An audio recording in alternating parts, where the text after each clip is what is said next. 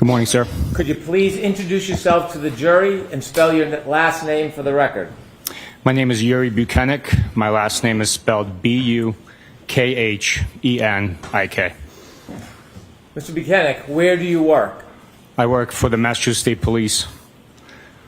What is your role with the Massachusetts State Police?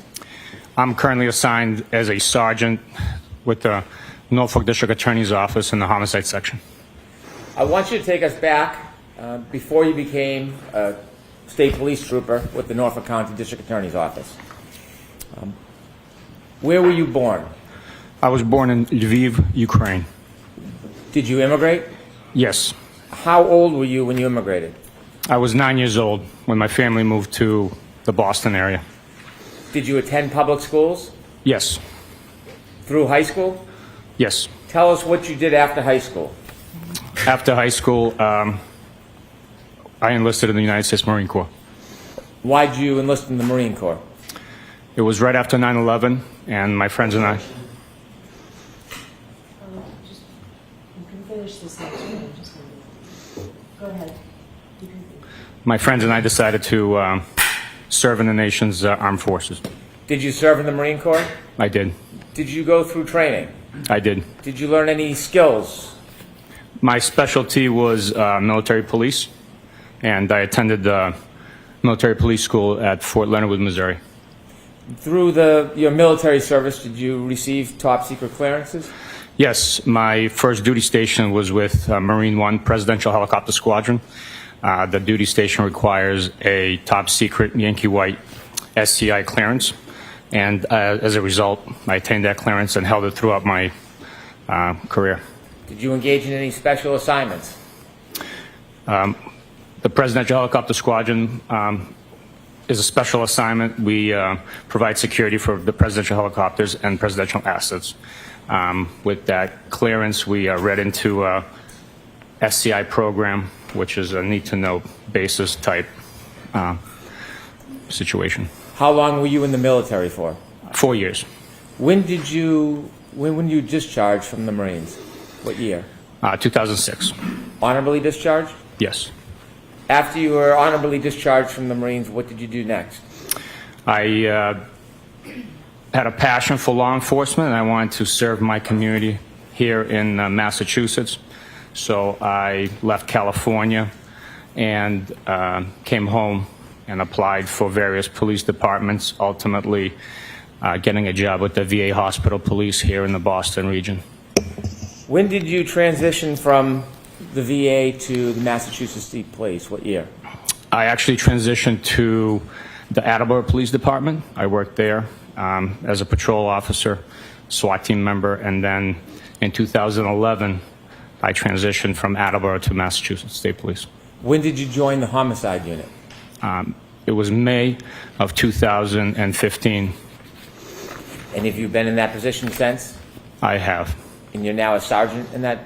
I am. I want to ask you about the structure of the Homicide Unit for the State Police.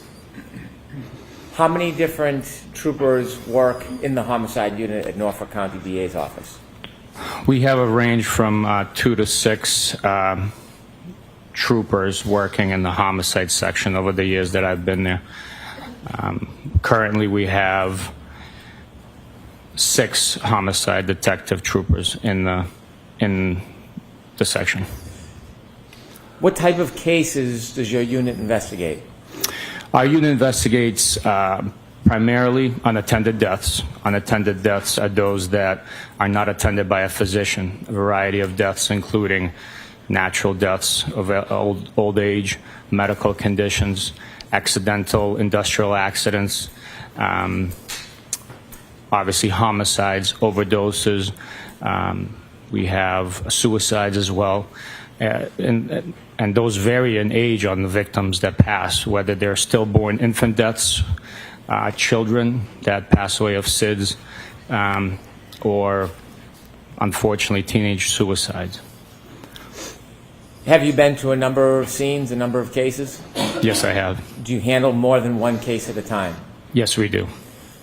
When a case, an unintended death, is notified to your office, Is that routine, or is it by statute?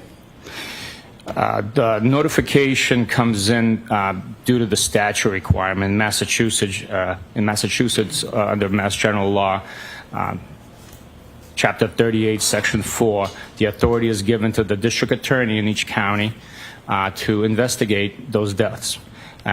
They appoint designees, and within Norfolk County, those designees are law enforcement agents from the Massachusetts State Police. So in our county, the Massachusetts State Police, with the district attorney's authority, investigate all unattended deaths. You mentioned that it's called the Homicide Unit. Are many of the deaths that you investigate not homicides? Primarily, the death investigations are not homicides. When you walk into a call, do you have a preconceived notion whether it's a homicide or not a homicide? When we walk into a call, we take in all the evidence, so we do not know exactly what we're going to have as a finding. We follow the evidence, we follow the information that we're provided, that we learn throughout the investigation. At times it's obvious that it was a homicide when the local agency that's reporting the death says that there was a shooting reported and there's a deceased person at the scene. So yes, we will know that it's most likely a homicide, but we don't make a preconceived notion or determination before we get there. You said there are a number of cases that go through your office. Do you work investigations by yourself? Never, no. Are investigations assigned to the group as a whole, or is a particular trooper in the unit? We have case officers, and the assignment of the responsibility when you will most likely be a case officer is scheduled a month or so in advance. So each trooper has a responsibility of a 24-hour period that they are on call. They respond to the scenes, whether it be a train strike versus pedestrian, or a vehicle, or a suicide by hanging. They respond, and then if they need assistance or they think that there's something more, additional resources are called out, like crime scene services, which helps us document scenes, etc. Have you ever been assigned a homicide or a homicide investigation? Yes. In the cases where you're assigned, do you investigate the case alone? Never. It's always a team effort. Every case requires a team effort. Just the amount of work that goes into collecting evidence, interviewing witnesses, interviewing involved parties, interviewing the suspect. All those tasks that are required in collecting surveillance footage require manpower and time and resources. And so every investigation, although it has a case officer, it requires a team effort of individuals to work together in concert to accomplish a successful investigation. Are you often working on more than one investigation at the same time? Yes, we are. If you were the case officer, would you have other resources you would use to help with the investigation, other units in the Massachusetts State Police or local police? Yes. Typically, we partner up with the local police detectives. And when we're conducting interviews, it's a state trooper and a local detective that are conducting those interviews or collecting surveillance footage and so forth. And there's a reason behind that. The reason why we pair up is not just the manpower, it's also that we work in a dangerous line of work, and people could lose their life, people could get injured, or unfortunately people could get fired or retire and no longer be available to testify, provide their testimony, or be a resource in the future. Is it a common practice that when there is an investigation, more than one trooper will appear at many events? It is very common and preferred. Unfortunately, in the real world, it's not always possible. A trooper can be responding to a scene and just to simply grab something from another trooper, and could be approached, and a small brief interview could happen, or if a trooper's at a home talking to a witness and others show up, willing to provide information. He has to conduct that interview by himself because of the resources aren't available for him. Let's talk about the assignment of this case. You said that there's case assignments, a schedule that is made in advance. Yes, sir. On the day or the morning of January 29, 2022, do you know who was assigned to take calls for new cases? Yes. Before 7 a.m. on the 29th, it was Michael Proctor that was assigned to be on call.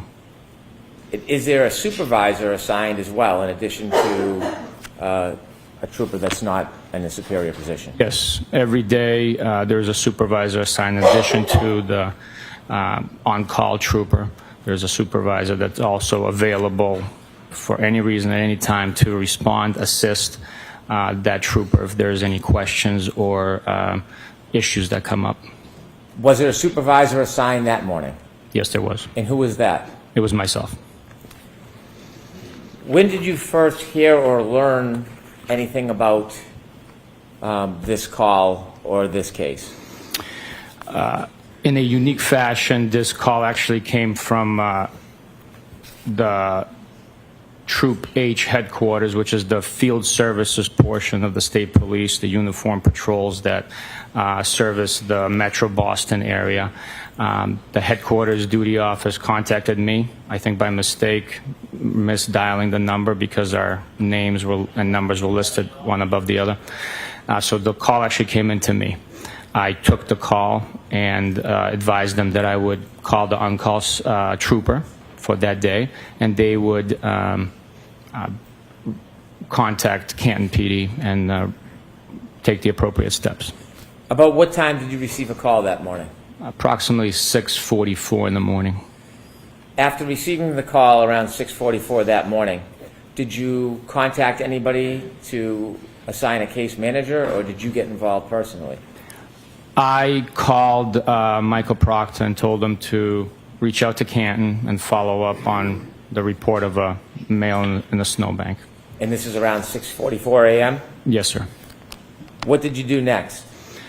I waited for a call back from Michael Proctor, and he reported the details of, yes, there was a male found in the snowbank in Canton, and that they were requesting our assistance as he had sustained injury and was unresponsive and had been transported to Good Samaritan Hospital. What was the plan at this point? At this point, where I learned that he had sustained injury and there was a heavy blizzard in the area, I decided myself to get dressed, shovel out, and respond to Canton.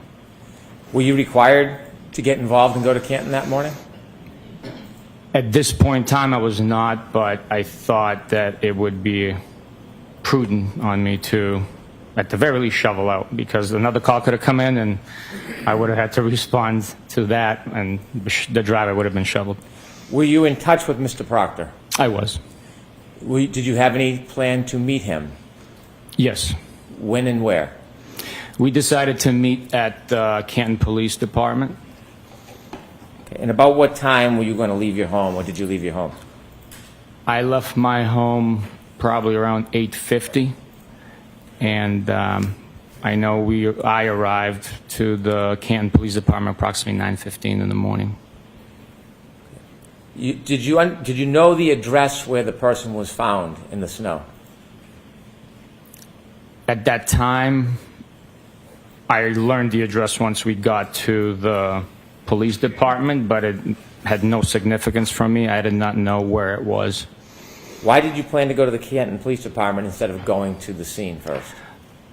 The Canton Police Department, fire department personnel, and paramedics had already cleared the location.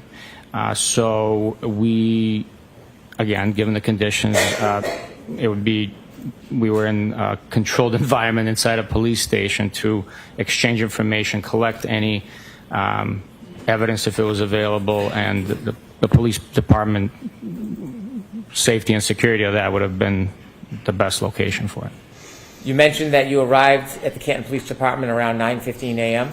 Yes, sir. Was Mr. Proctor there when you arrived? Mr. Proctor was there walking in with me. When you went in with Mr. Proctor that morning, who did you meet? We went in, we met with multiple Canton police personnel, one of which being Sergeant Good. He was one of the first responders to the initial scene. Did you receive any items from Sergeant Good or any of the police officers while you were there? Yes, we received, we didn't receive it, but we were shown a broken cocktail glass, bottom of a broken cocktail glass. We were provided Mr. John O'Keefe's cell phone, and I was also shown a brown paper bag with 6 plastic Solo cups in it, containing a what was reported to be blood in the snow. When you were shown these items and had a discussion with the Canton Police Department, were any decisions made about the future of the investigation? You had shared with us earlier that typically the state police pair up with local detectives. Did you do that morning? That morning we did not. We had learned that there was a loose familial connection through town channels with the address and possibility of a Canton police officer or detective. So Canton police, out of overwhelming precaution of impropriety, not that there was one, decided to step away from any interview investigation assistance with us. Has that happened in your career before? Yes, it has, yes. Since there would be no local detective, did that change your role at this point in the case, your involvement? It did not change my involvement, but it did bring up a concern of manpower. We are obviously limited by staff. The weather conditions also further exacerbated that issue. So transportation was an issue, timing is always an issue, and you can never have enough manpower. Did your role become more prominent given there was no local detective involved? I would have to pick up the slack. I'm a team player. I always want to assist in any which way I can to make others' life easier. And you were Mr. Proctor's supervisor? I was. After you received the broken glass, the cell phone, and you saw the plastic cups with the blood in them, where did the evidence next lead you? Based on the information we had learned and the evidence, we decided that we needed to speak to the individuals who were last in contact and present at the scene when Mr. O'Keefe was found. Did you have any specific other information that you were following at that point? Yes, we had statements made by the defendant that she was questioning whether she had hit him, and to that extent. Had you focused in on a target at this point or reached any conclusions about your investigation? No, we were still in the information and fact-finding portion of the investigation. We are not ruling out people as much as we're not ruling people in as much as we're ruling people out. So we need to get as much information as possible that is in physical form, statement form, and circumstantial factors as well. So where did the evidence take you next? Following 3 interviews conducted in Canton with witnesses, we proceeded to the Good Samaritan Hospital because, based on the information I learned, I needed to put eyes on Mr. O'Keefe and his injuries. I needed to see what exactly the witnesses were describing. Do you remember who you spoke with that morning before you decided that you wanted to go to the hospital to see Mr. O'Keefe? Yes, we interviewed Miss Jen McCabe, Mr. Matt McCabe, and Mr. Brian Albert at the McCabe residence. How long, or about what time did you get to see Mr. O'Keefe? We got to see Mr. O'Keefe, I would approximate probably like 12:30, maybe 1 o'clock-ish. in Why the did you want to afternoon. see him specifically? I wanted to see the injuries for myself, the location of the injuries, the types of injuries, the extent of the injuries, and overall condition that his body was in would be very telling. The mechanism of injury, how it might have taken place, and also the correlation of any evidence at the scene with those injuries. Now, you don't have any medical degrees, do you? I do not, no. How about biomechanical engineering? No.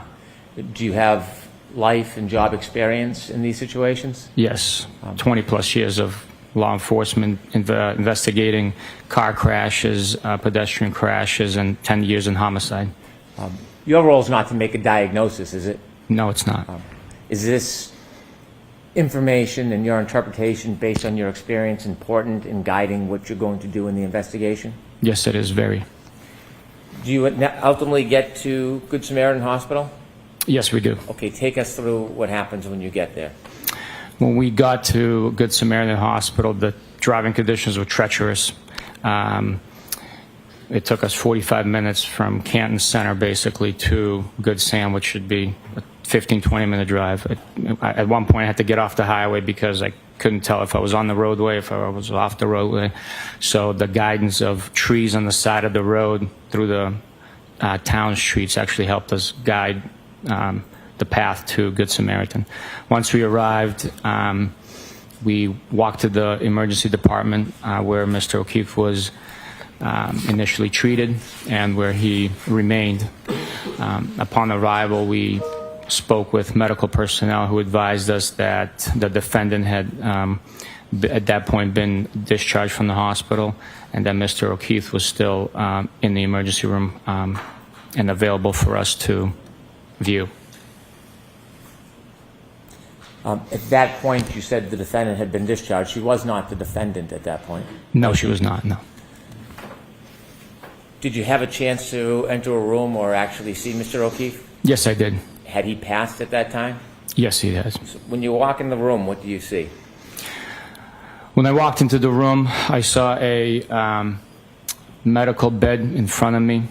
Mr. O'Keefe was covered with a sheet, as is typical with any victim that had passed. There was a pile of clothing to the left, at his feet to the left of the bed. I observed several injuries on him once I lifted the sheet, and those were documented with photographs by Crime Scene Services, a member of the state police, who also met us at the hospital for that purpose. So there were other members of the team that were there to photograph Yes, Mr. O'Keefe and some of the injuries? yes. How many people were in the room with you and Mr. Proctor when you were observing and viewing Mr. O'Keefe? There was a total of 3 of us, myself, Mr. Proctor, the Crime Scene Services individual.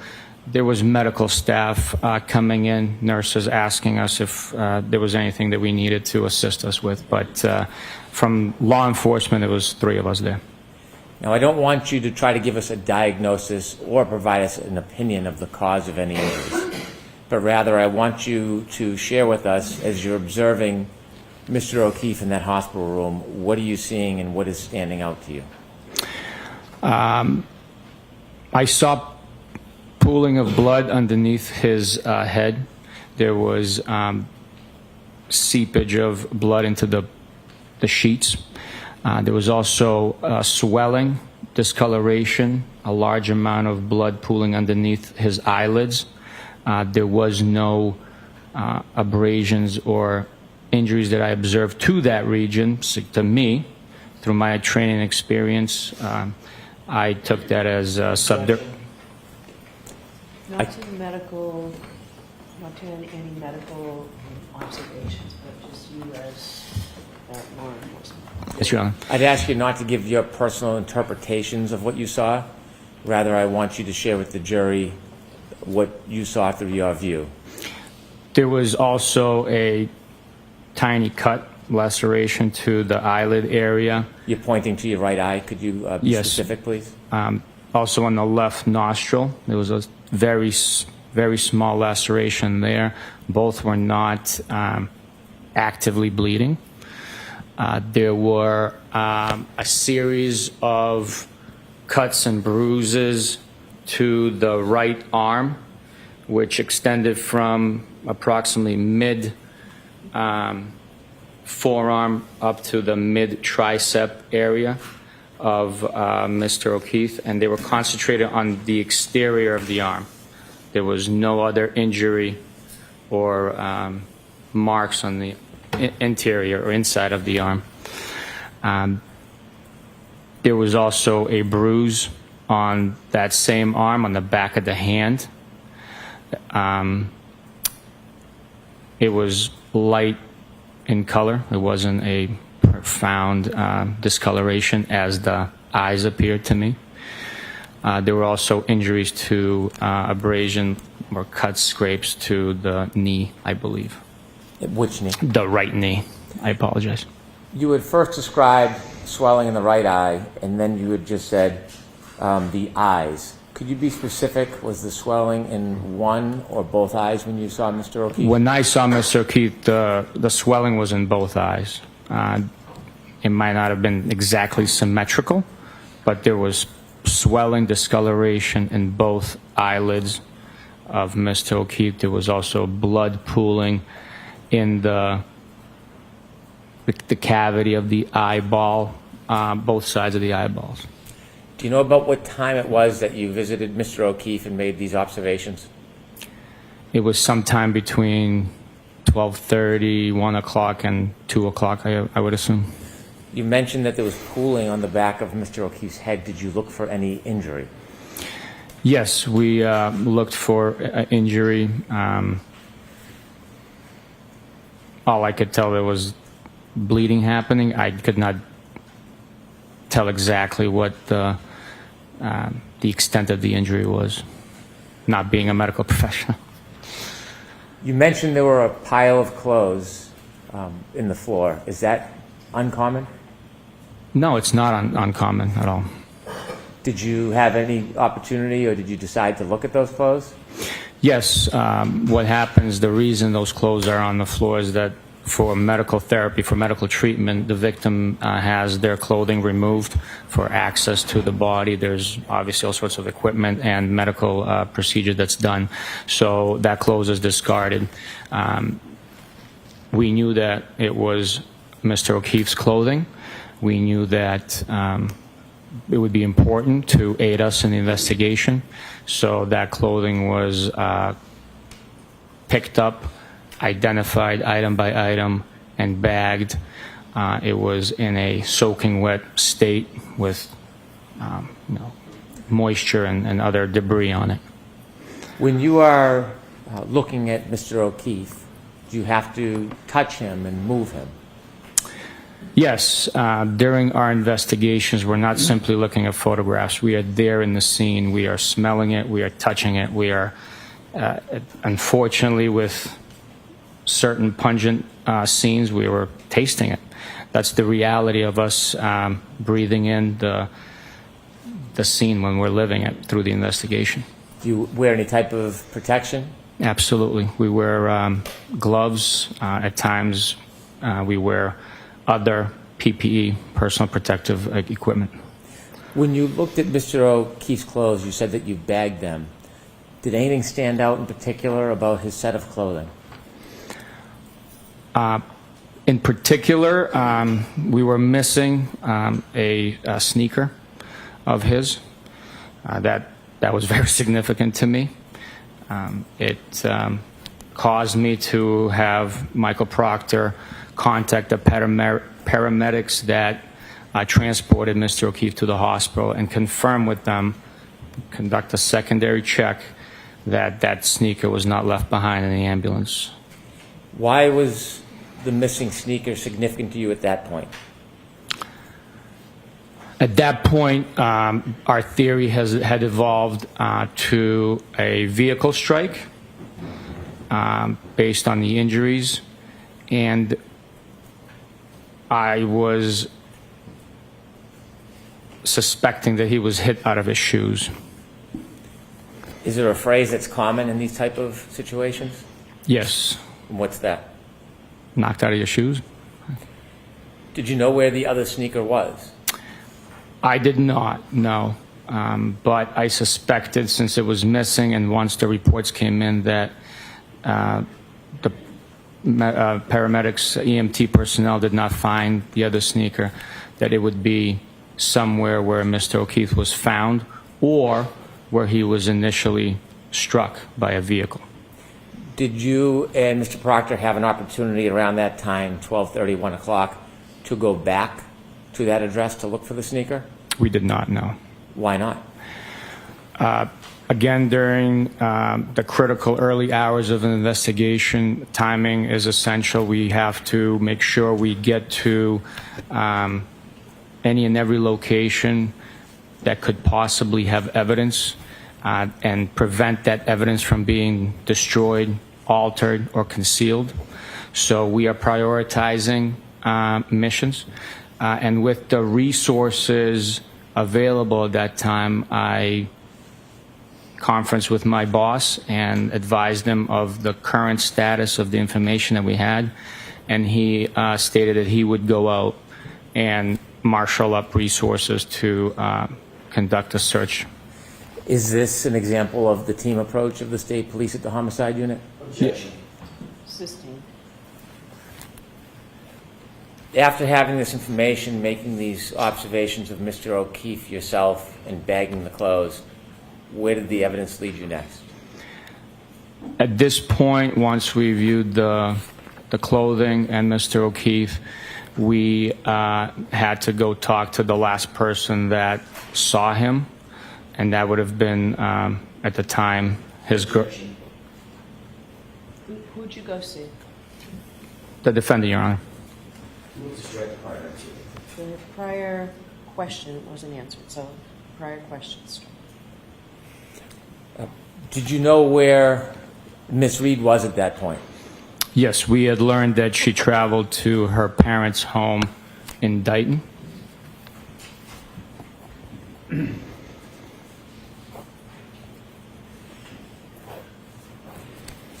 Did you learn about any, or did you have any interest in any physical evidence at that point? Yes. With the missing shoe, her stating that, did I hit him, and along that line of statements, I was interested in the vehicle that she was operating that night. How far was Dighton from where you were at Good Samaritan Hospital? Typically, I would say it's probably a 35, 45-minute drive. With the driving conditions, it took us all of an hour, 15 minutes. Who was driving? I was driving. Were you in a issued vehicle or were you in a personal vehicle? No, I had to drive my personal pickup truck due to the weather. My cruiser would have never made the unplowed streets of the area. Was Mr. Proctor with you? He was. Were you by his side the entire time? Mr. Proctor and I were together the entire day. You decided to go or drive towards Dighton. Did you ultimately make it to Dighton? Yes, we did. Do you know what time you arrived in Dighton approximately? Approximately 3 p.m.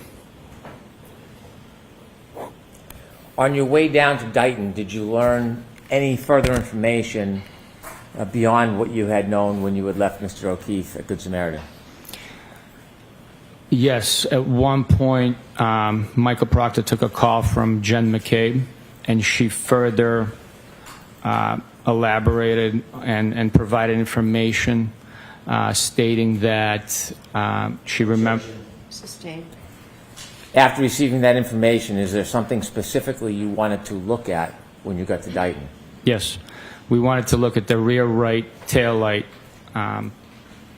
Based on the information provided, it was allegedly to Let me be... stop you there. I just wanted to know what you wanted to look at. Yes, sir. I don't want to relate conversations of somebody who's not here. And so you had an interest in looking at the right rear tail light? Yes. Do you know what type of vehicle you were looking for? We were looking for a large black Lexus SUV. When you made your way down to Dighton, you said you finally arrived. How did you know you were at the right address? The defendant provided her parents' address to us. Before you got to Dighton, after learning of new information and the information you already had, did you make any arrangements? Yes. Tell the jury what you did on the way down to Dighton. On the way down, we contacted Dighton Police Department and gave them a heads up that we would be coming down for an investigation, and we were looking to most likely seize a vehicle. And we were requesting their assistance in contacting a local tow truck company that they were contracted with, and or also to assist us at the scene being a uniformed presence.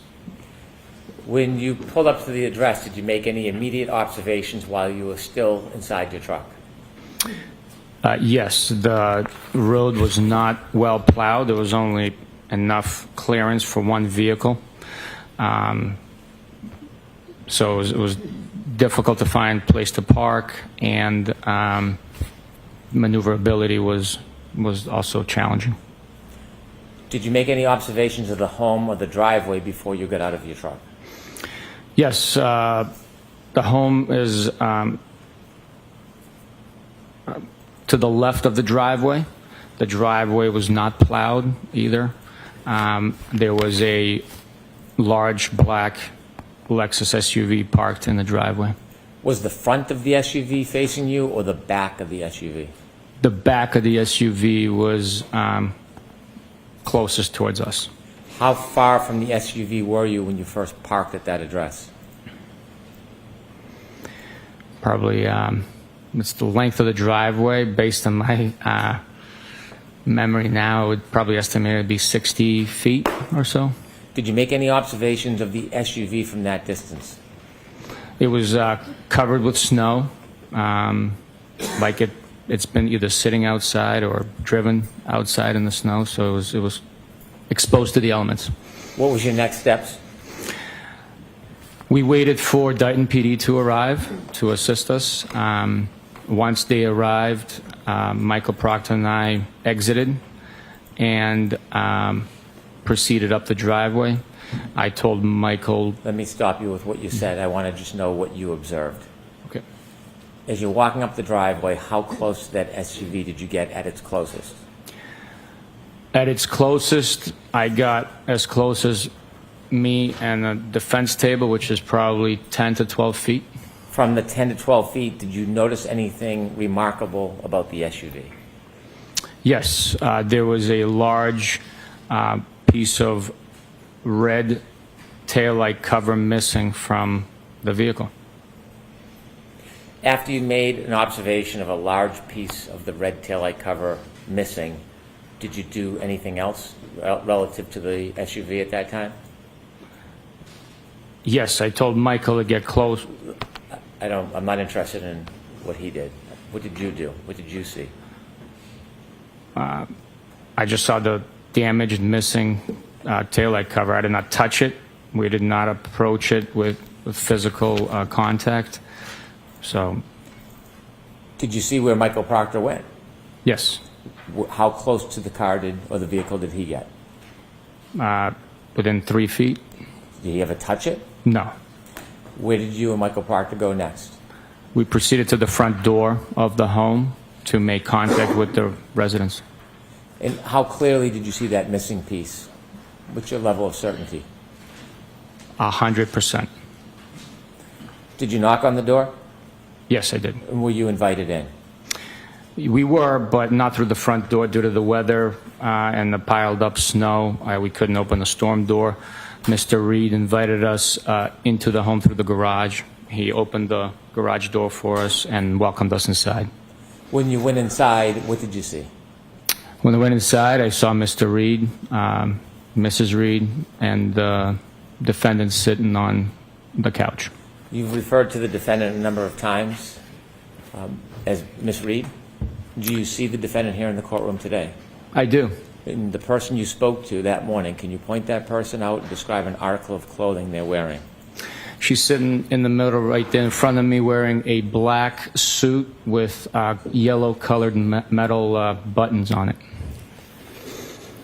When you walked in, did you say that the defendant was sitting on a couch? She was. How close were you when you were speaking to her? Within 12, 15 feet. We were in the same room, in the living room area. Was Mr. Proctor there? He was. Was Mr. Proctor speaking to her? He was. Were you speaking to her at the same time or interchanging?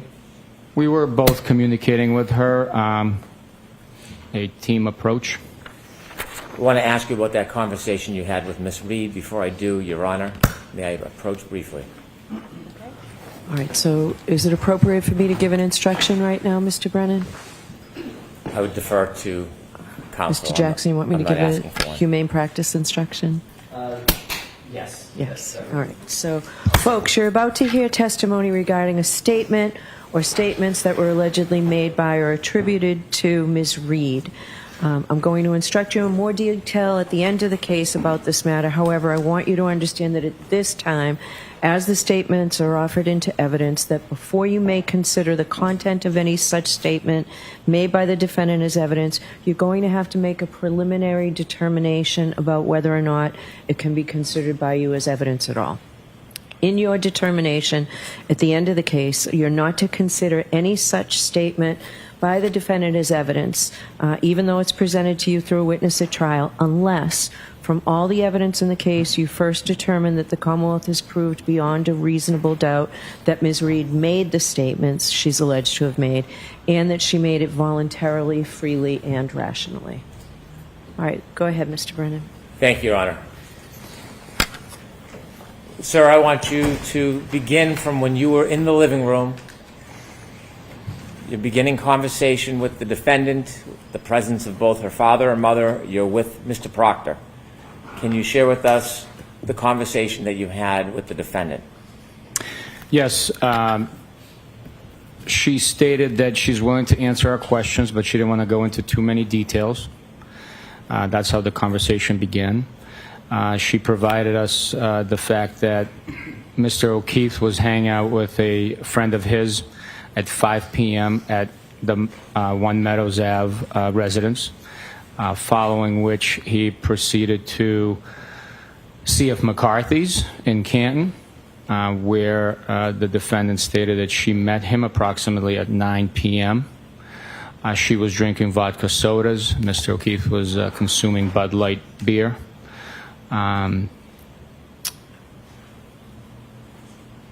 After C.F. McCarthy's, they proceeded to the Waterfall Grill and Bar.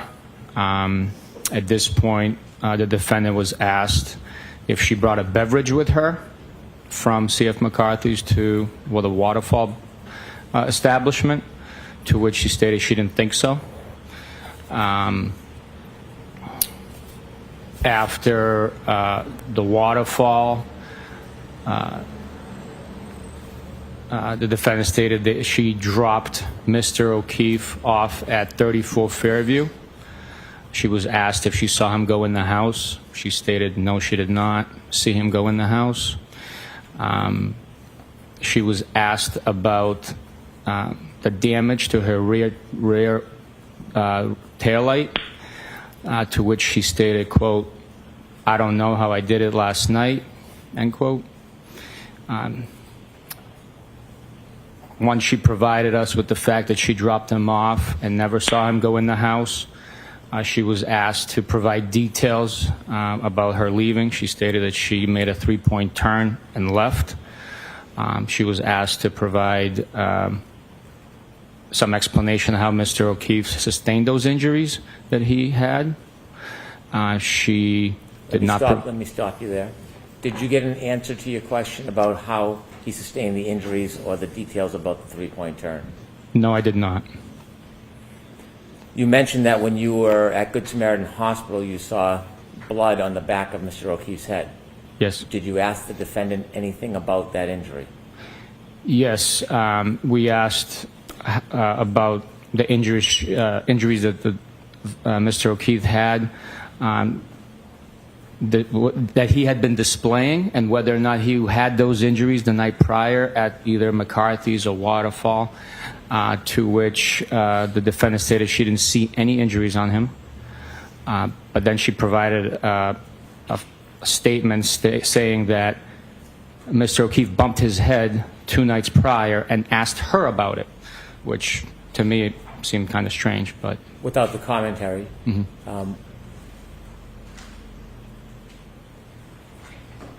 After she told you that Mr. O'Keefe had bumped his head 2 nights prior and that he had asked about it or she had asked about it? she stated that he had bumped his head 2 nights prior and Mr. O'Keefe asked her about it. Did she say when Mr. O'Keefe asked her about the bump on his head from the few nights before? No, she did not. Did the conversation conclude? Yes, it did. After the conversation concluded, what was your next step? Once the conversation concluded, the defendant was advised that her vehicle is being seized and her cell phone was also seized. Were there any other items at that point that you were seizing other than the cell phone and the vehicle? Not from that location, no. Did you have a warrant at that point? We did not, no. Did you have authority to seize items prior to having a warrant? I'll allow that. Well, what is the process when you want to obtain items but you don't have a warrant? What process do you go through? We seized them to prevent any alteration, destruction of the evidence that could be contained on those items pending a warrant. They are secured. They're not touched or processed by us. The process of obtaining a warrant includes writing an affidavit justifying. Objection. Yeah, we don't need to hear any of this part. Understood. Understood. Did you ultimately obtain both the phone and the vehicle? Yes, we did. Describe how the vehicle was seized. What happened? The defendant provided her key card. It's like a credit card size key fob for the vehicle to allow the ignition to start. It was driven onto a flatbed tow truck, secured, and then we followed it from Dighton to the Canton Police Department. Was video ever provided that showed part of that vehicle being loaded onto the tow truck? Yes, it was. Have you ever reviewed that video? Yes, I did. When you were at Dighton and the defendant's Lexus was being put on the tow truck, about what time was that? It was approximately 4:16, 4:15 in the afternoon on the 29th of January, 2022. Now, you mentioned that you took a cell phone. Are there parts or people, participants on the team that handle that specific type of evidence?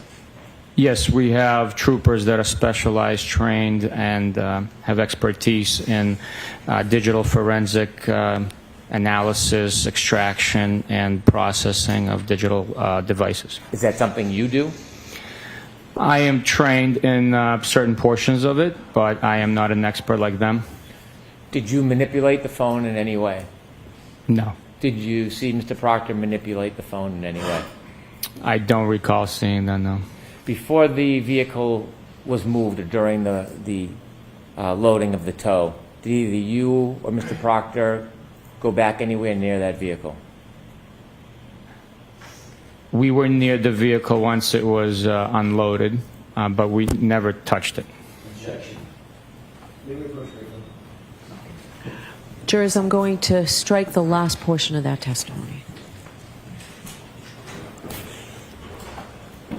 From the point you went in and spoke to the defendant until the vehicle was placed in the back of the flatbed, did you ever go back near the vehicle and touch it in any way? No.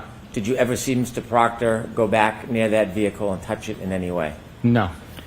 You mentioned that the tow was loading the vehicle the defendant's Lexus around 4:15?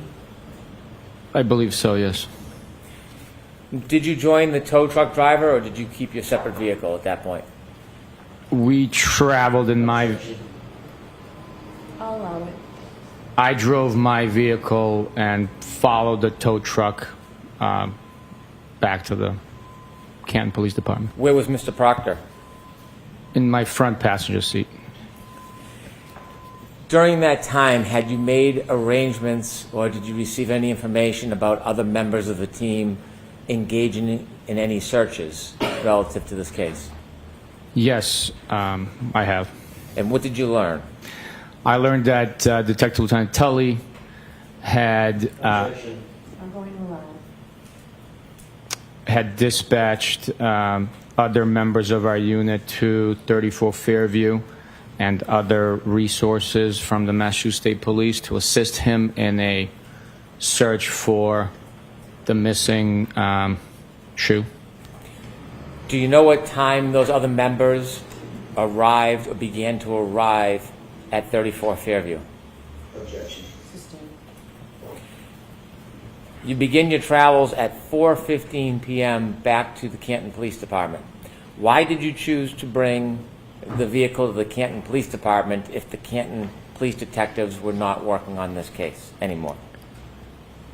They had a heated storage facility, being the Sally Port. We needed to preserve the vehicle as best we could away from the elements. And it was also in close proximity to our office, also to process the vehicle and get the search warrant from the local courthouse would have been more convenient for us. Why was a heated Sally Port or a heated garage important to you? The vehicle was impacted with snow that accumulated, and also from traveling on the highways, it was packed with a shell of snow covering the exterior of it. So it would melt away in the heated Sally Port. Were you intending on having other resources or other team members or other units available to look at the vehicle at some point? Yes, we were. Who were you intending? Who did you expect would have to look at the vehicle in the future? For one, we'd have to document the exterior of it with photographs. That would be Crime Scene Services section. We would process it for fingerprints, which would be also service the Crime Scene Services section provides. We would, if needed, take swabs for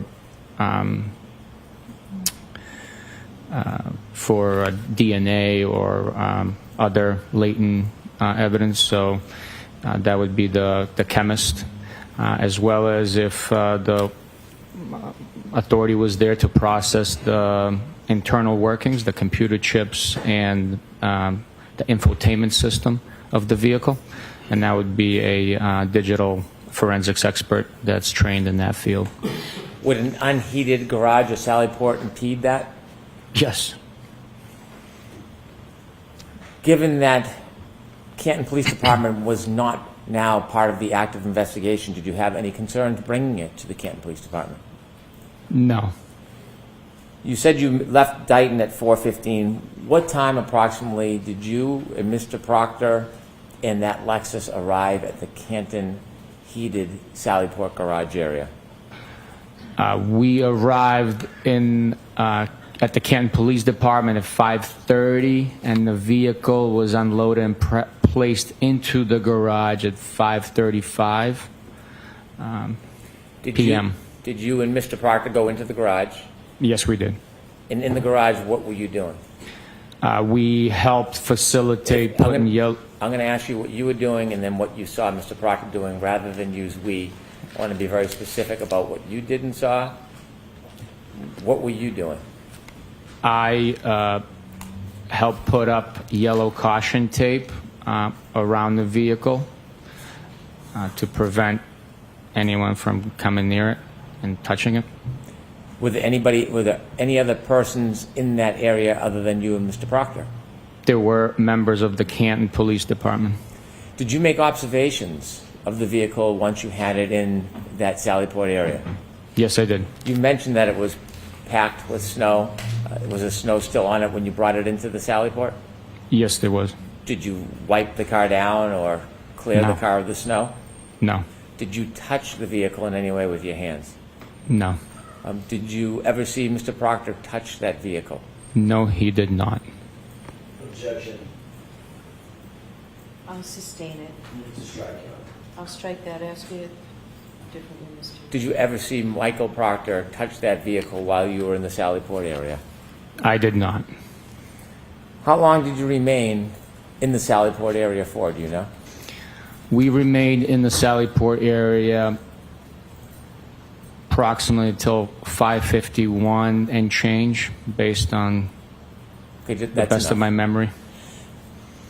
After you left the Sally Port area, where did you go? We left the Sally... Objection. I apologize.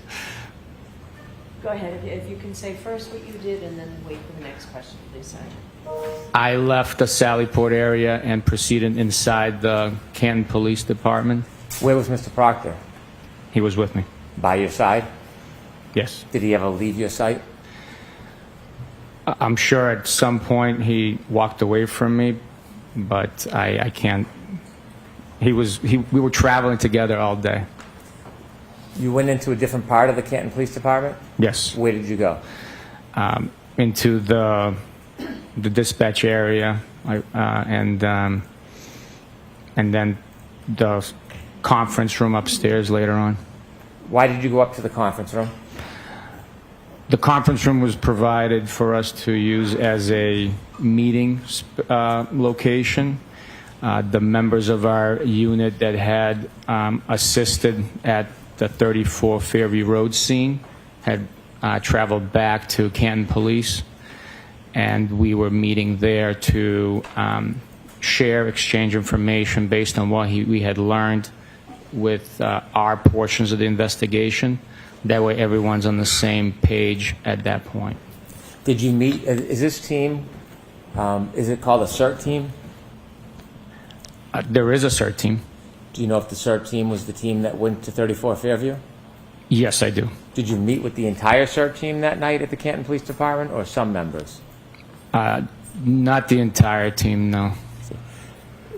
When you had the meeting in that room, who did you meet with?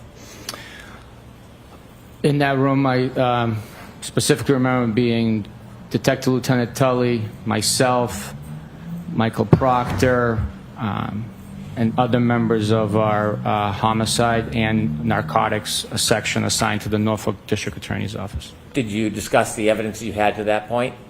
Yes. Regarding 34 Fairview Road, did you develop or decide any plans to physically go back to that area? Yes, I did. And what was the plan? The plan was to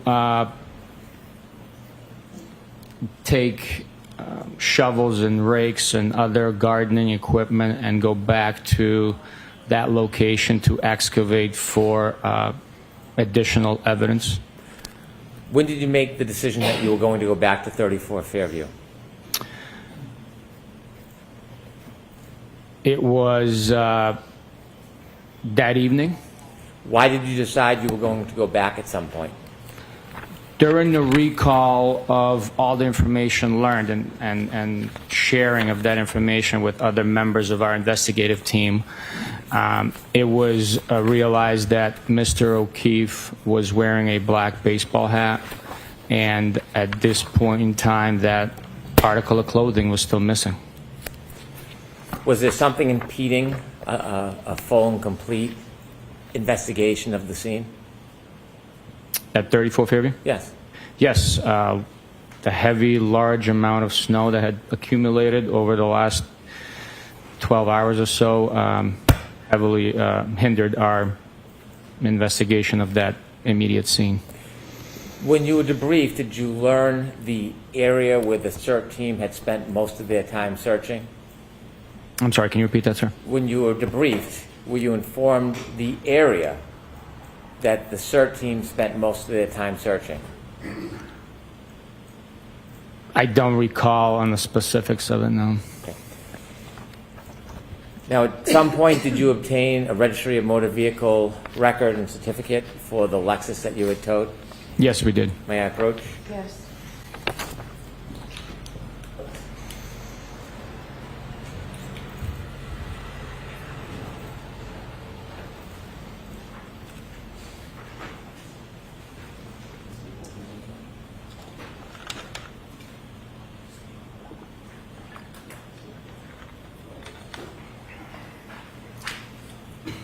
So do you recognize this? Yes, I do. And if you can take a look at the following pages.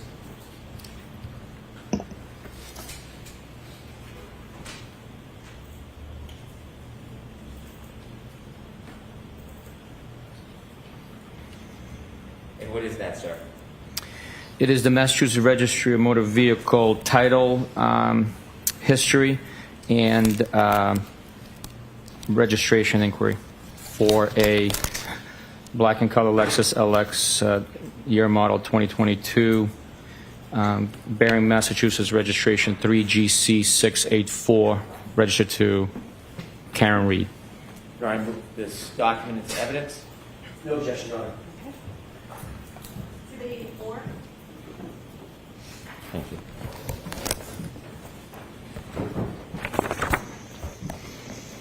As part of your continued investigation, did you have an opportunity to obtain documents and items? Yes. Did you listen to audio recordings that were included statements of the defendant? Yes, I did. Did you listen to audio recordings from different sources? Yes, I did. What do some of those sources include?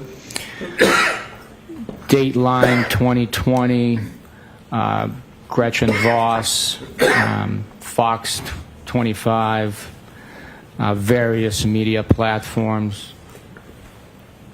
I want to walk through some of the evidence in chronological order of date.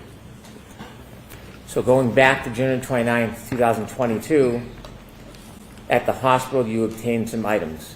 Yes, sir. Did you bring those items with you today? Yes, I did.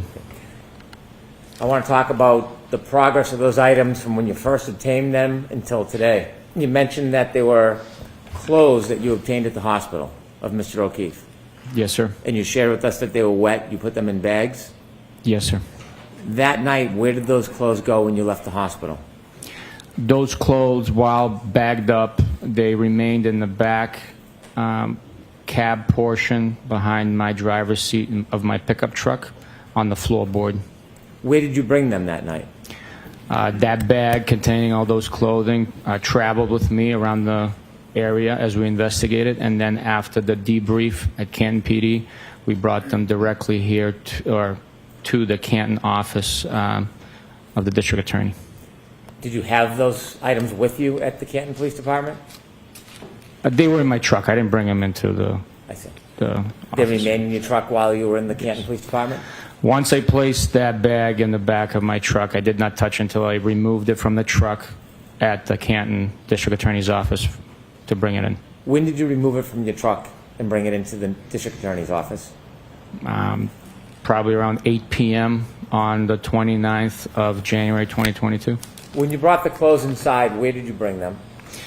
We brought them to the temporary evidence processing area within the District Attorney's office in the State Police section of the office where we have our desks and workspaces. There's a designated area at the time for evidence processing.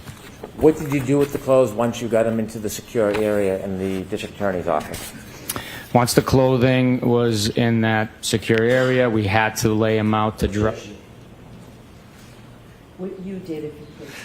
I had to lay them out to dry them. So I took a butcher paper, laid it out on the floor, and each item I removed and laid out onto that butcher paper to dry. Was anybody with you helping you? Yes. And who's that? Michael Proctor. Why did you lay out the clothing items one by one separately? Each clothing item needs to dry naturally, and prevent moisture from being trapped. That moisture, if trapped, could develop mold and damage any DNA evidence that we could retrieve. Scientists could retrieve from the item. To prevent that, we dried each item individually, separating each item for better airflow. How long did it take for those items to dry? Several days. And were they in that secure area on the butcher paper for several days? Yes, sir. Are there times when that separate area was left alone, nobody watching? Yes, sir. Were those clothes ultimately moved from that area? Ultimately, they were moved, yes. Did you personally remove them from that area? No, I did not. Did you know if they were bagged and put into evidence? I do know they were bagged and put into evidence. Is there an evidence locker at that office? Yes, there is. Is it a secure area? Yes, it is. Does every officer or trooper have access to that evidence room? No, they do not. Did you again see those items at a later date? Yes, I did. And have you seen those items since? Yes, I have. The items, the clothing items you took from the hospital, do you remember what items they were? Yes, I do. Can you share with us your memory of what items they are? It was a two-tone gray sweatshirt, light material sweatshirt. It was an orange t-shirt. It was a pair of blue jeans, a belt, and a pair of underwear boxers. And did you bring those clothing items with you today? Yes, I did. Beginning with the pants, do you have them with you up at the stand, Mr. O'Keefe's pants? Yes. Could you produce it, please? Yes, sir. Do you have gloves, Trooper Bukhenik? Yes, I do.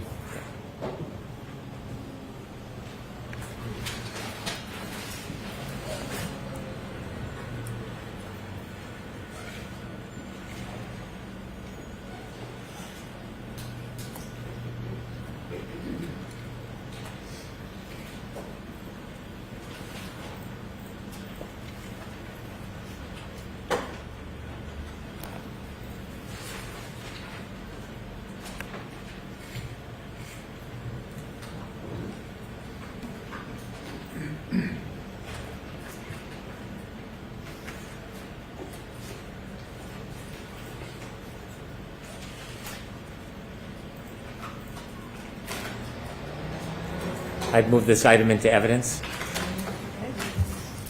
No objection. With the court's permission, I'd ask the trooper to show the item to the jury. Yes, go right ahead.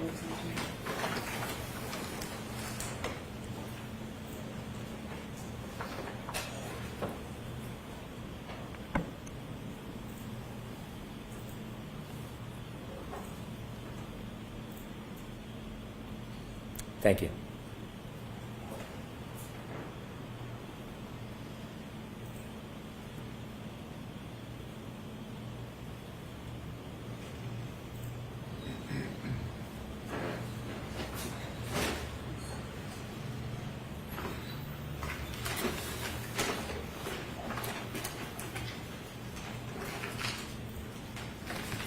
May I approach, Your Honor? Yes.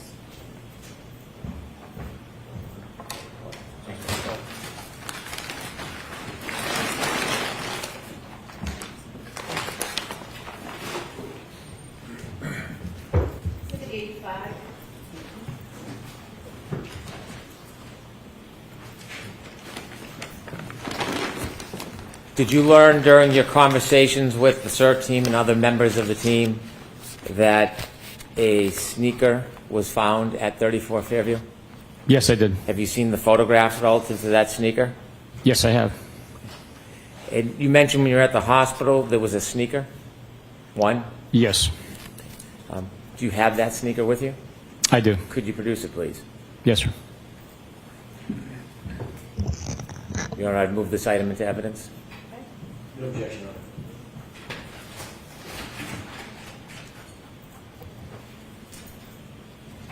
Could I have the court's permission for the trooper to show it to the jury?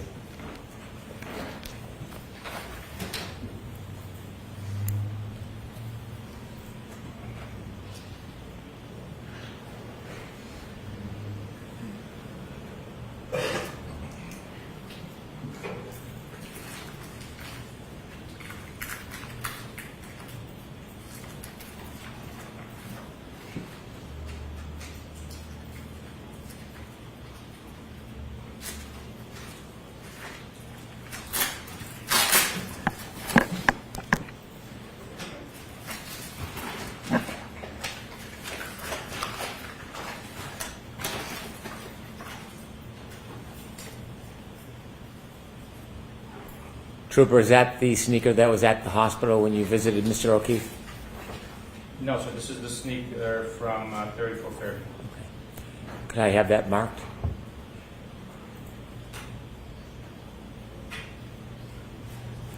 What is that, a left or a right sneaker, sir? This is the left sneaker. Excuse me. This is the right sneaker from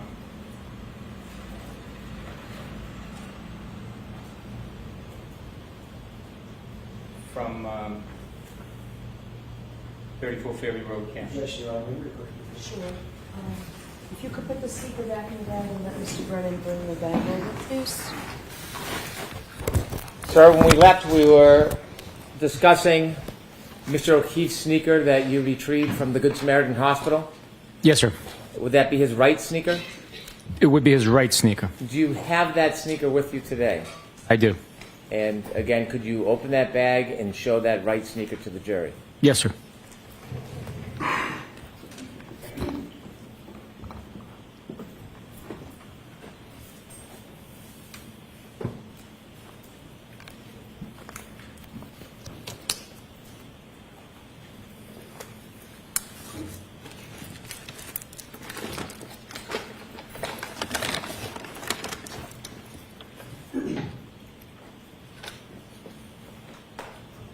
Is that the sneaker you retrieved from the Good Samaritan Hospital? It is. I'd move that into evidence, please. Okay, any objection, Mr. Jackson? No, Your Honor. All right, thank you.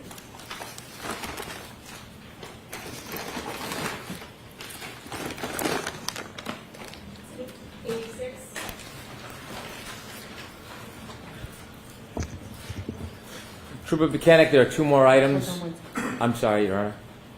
Okay, go ahead. Thank you, Your Honor. Trooper Bukhenik, there are two more items that you retrieved of John O'Keefe's clothing from the Good Samaritan Hospital. Did you bring those two items with you? Yes, sir. Are those two of the items that you laid out on butcher paper to dry? Yes, they are. Were they ultimately bagged and put into evidence? Yes, they were. And did you bring Mr. O'Keefe's T-shirt? Yes, I did. Is it placed in an object so it can be seen? Yes, it was. What type of object? It's a transparent plastic sheet. I would move the T-shirt into evidence. No objection, Your Honor. With the court's permission, could Trooper Bukhenik show it to the jury? Yes.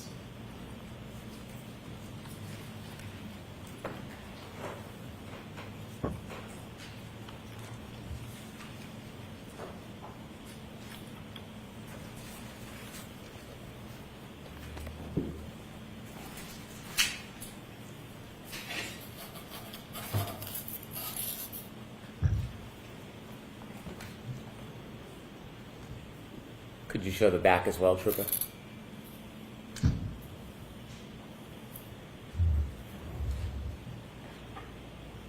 Thank you. Mr. Brennan, could you help assist the court reporter with that, please? Of course.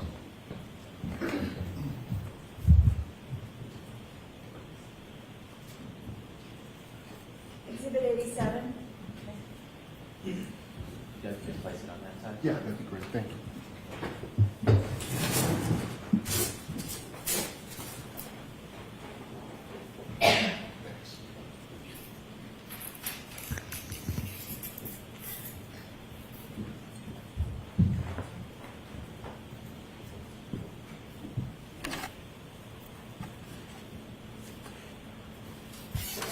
And Trooper Bukhenik, is there a last piece of item of Mr. O'Keefe's that you took from the Good Samaritan Hospital?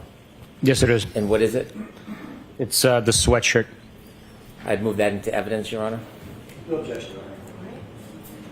The court's permission? Yes.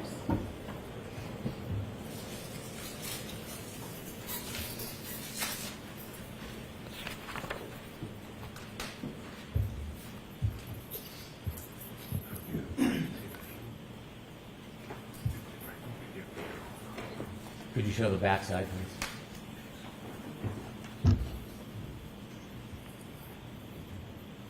May I approach? Yes, thank you.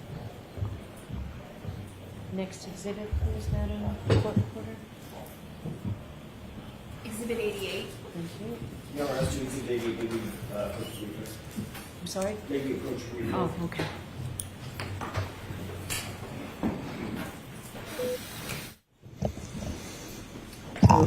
Jurors, every piece of evidence that you're getting is recorded, and we have to keep a very clear record. So sometimes we spend time that may seem like a waste of time to you, but it's very, very important for the case. So we do appreciate your patience. All right, go ahead, Mr. Brennan. Thank you. Trooper Bukhenik, you shared with us that you met with some of the members of the state police that night and then returned to the Norfolk County District Attorney's office to put the clothing on butcher paper, you called it. What was your next step in your investigation? We met and discussed the next steps. My decision was to go back to 34 Fairview and excavate for the missing clothing item, being Mr. O'Keefe's hat. There was also plans to start writing search warrants. Did the weather get better over the next couple days? The weather did take a turn for the warmer temperatures, yes. Did you return to Fairview a few days later on February 3rd? Yes, I did. Was that the first time you personally had visited 34 Fairview? Yes, it was. When you went to 34 Fairview on February 3rd, 2022, do you remember about what time in the morning you went? Sometime between 8:30, 9 o'clock, maybe 9:30. When you went there, did you travel with anybody? Yes. Who did you travel with? It was other members of my unit and a member from crime scene services. Did you all travel in the same vehicle, or did you meet there? We all traveled in our own issued cruisers. Was this a planned search or a planned excavation on February 3rd, Yes, it was. 2022? Yes, it was. Who was there at the scene, 34 Fairview, with you? It was Trooper-Sgt, Mike Proctor, and Trooper Evan Brent. And Trooper Evan, last name? Brent. Brent. Was Trooper Brent the photographer? Yes. What type of tools did you bring when you went to 34 Fairview? We brought snow shovels, garden shovels. I brought a like an E-tool, military-style E-tool. Was there still some snow on the ground? There was, yes. Did you and the members of the group begin to look for any evidence? Yes, we did. Were you looking on the street, or did you move to more on the grass? Objection, Your Honor. Ask it differently. What area were you focused on at this point? We were focused on the lawn portion of the property by in the vicinity of the flagpole, the fire hydrant, and along the edge of the asphalt. Did you see a berm, an asphalt berm, separating the concrete street and the yard? Yes, Were you looking anywhere near the area of the berm? we did, yes. Were you looking anywhere on the street? The street was plowed, but portions of the street still had remnants of snow, so we did check that area, but it was much easier to identify anything because it was clear of snow. Where was most of your focus? On the lawn. As you worked your way through the lawn, did you or members of your team come across any items that you believe to be evidence? Yes. I'm going to ask you to produce some of that evidence to us. Beginning with 535, did you find a number of pieces of plastic? Yes. Could you produce 535? Yes, sir.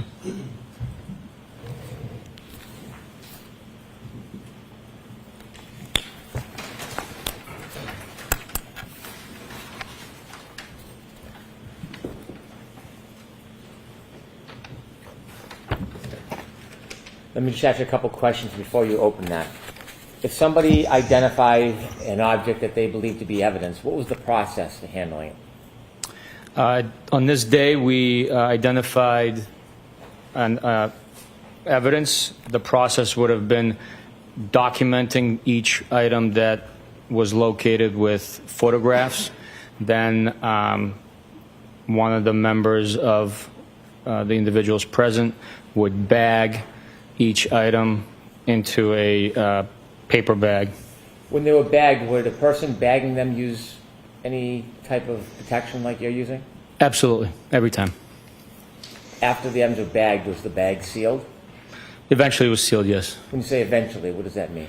Once it was, all the items were inside, and it was brought back to the office, it would be sealed, signed, completely filled out with all the pertinent information on the back.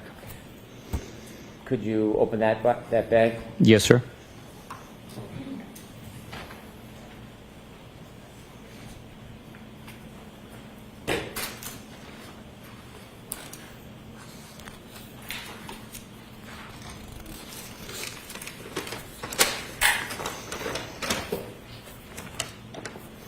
Before you take the pieces out, I'm asking you to look in. Do you recognize those pieces? Yes, I do. What do you recognize them to be?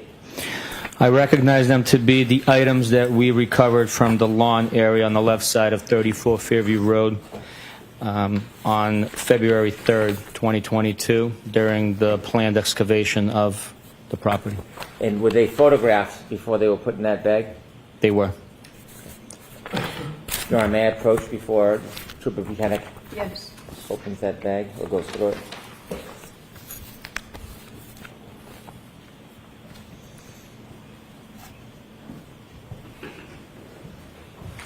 Did you show Mr. Jack? I'm sorry. No.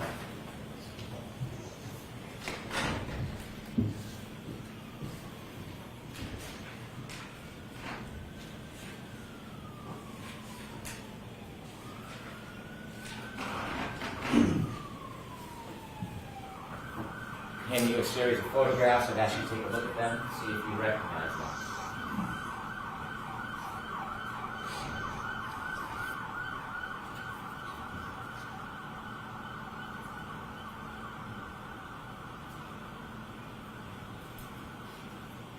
I do recognize them. And what is in those photographs?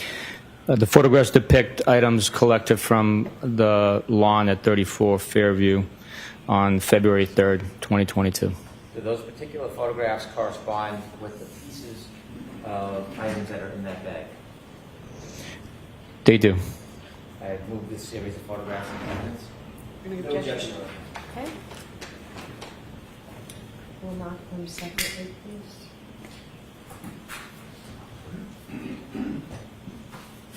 Six.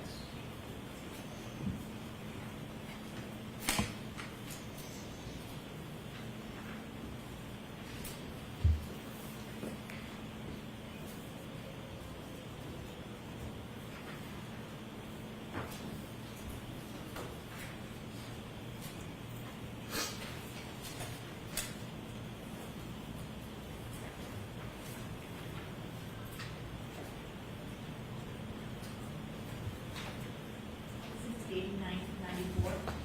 Thank you very much.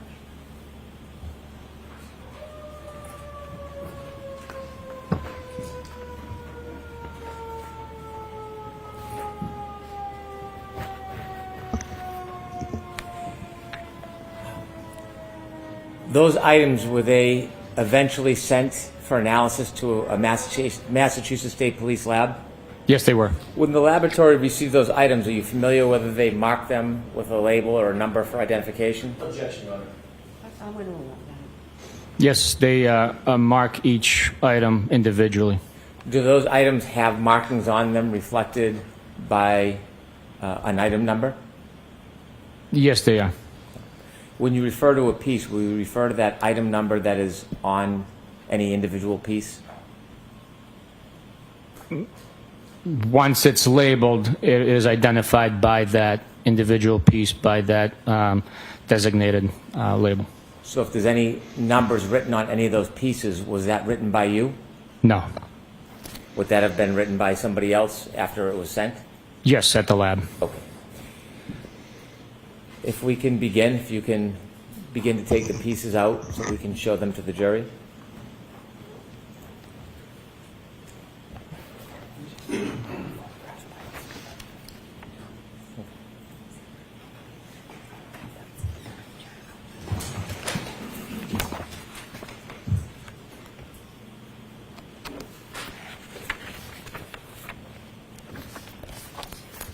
And does that have a number on it or a tag? Yes, it does. This is item 22-02-184-7-8, also alphanumeric A. May I approach, Your Honor? Yes.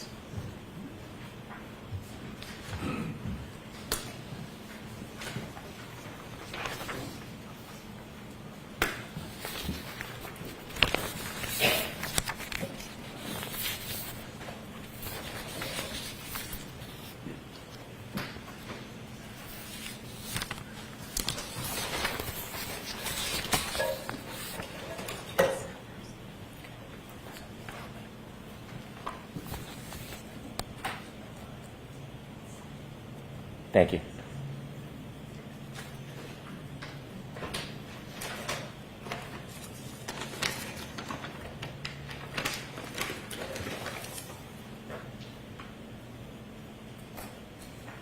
These two are taped together.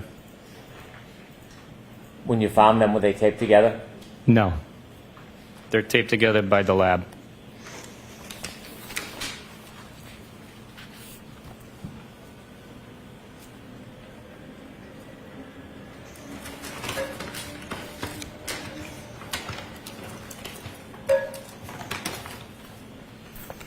There's also a canister labeled debris collection. That number is 22-02-184-7-8.1.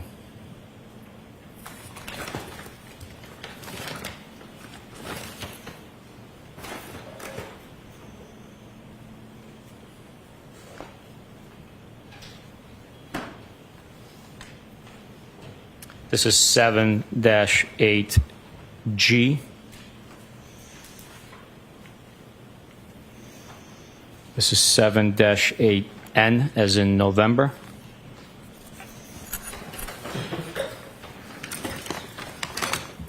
There are also items too small to label with a letter and number. Those were put into a bag like this. Almost looks like a stamp bag, wax stamp bag. Are those all the items in that bag?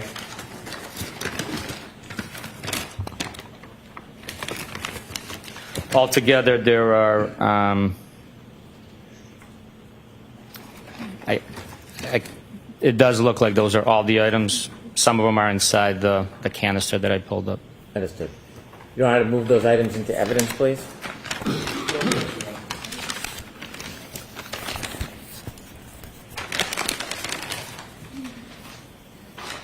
Exhibit 95. Sir, you mentioned that there was a trooper there photographing the evidence. Yes, sir. Did the photographer take a photograph of the items in place when they were found, or were the items moved to a different location before they were photographed? That day, every item was photographed where it was found. With the court's permission, I'd like to show a number of exhibits to the jury. Okay. And starting with Exhibit 89, which is P490-7690.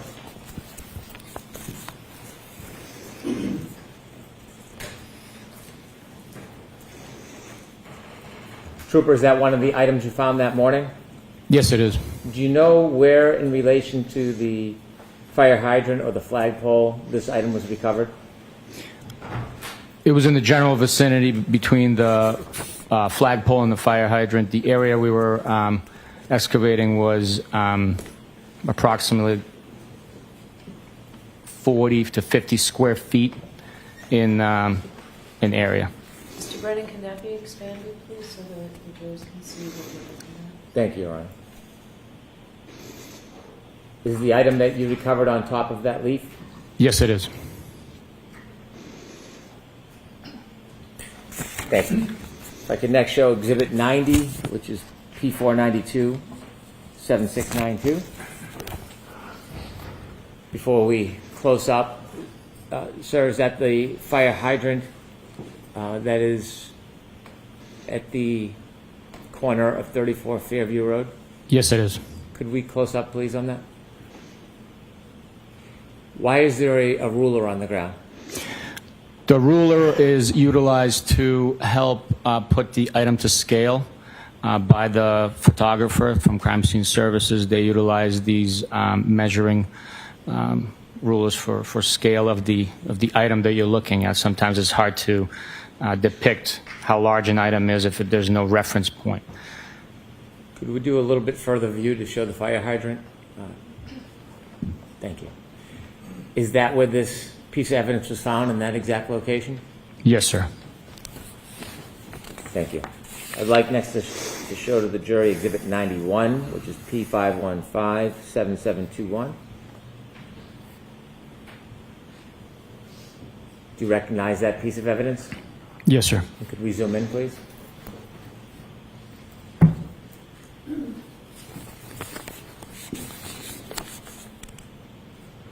Is that the same piece of evidence that is depicted in Exhibit 89, P490, 7690, a different angle with the ruler? Yes, sir. Thank you. If we could have Exhibit 92, please, which is P493, 7694. Could you zoom in, please? Is that piece of evidence in the bag that you've provided as evidence, physical evidence? Yes, sir. Was this found near the area of the other pieces? Yes, it was. If we could show Exhibit 93, P507, 7711, please.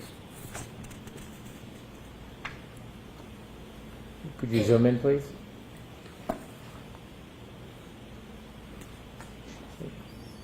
How long did you spend that day looking, you and the team, for pieces of evidence? I was probably 45 to an hour. And finally, if I could show Exhibit 94, P503, 7707. And could you zoom in, please? And this piece of evidence, where in relation to the other pieces was this found? In the same vicinity. Thank you. If you could take that down, please.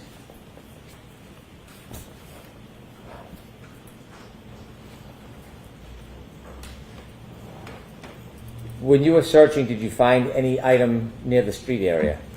Yes, we did. What did you find? A black plastic drinking straw. Could you retrieve 536 for us, please?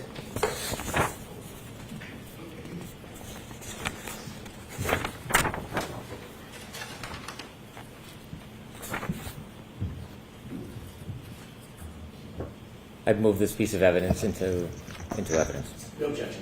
All right. May I approach, Your Honor? Yes, let's get it marked. I'm sorry, Your Honor? Let's wait till it's marked. Exhibit 97. Thank you.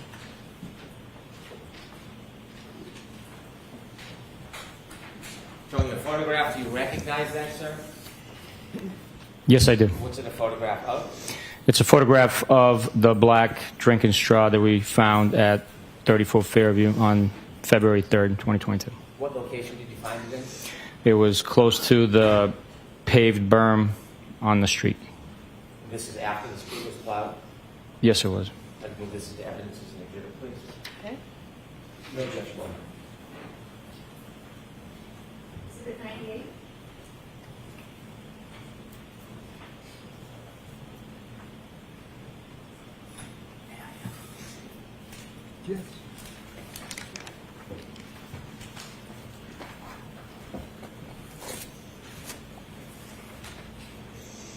I'd ask you to open this and show it to the jury. Yes, sir.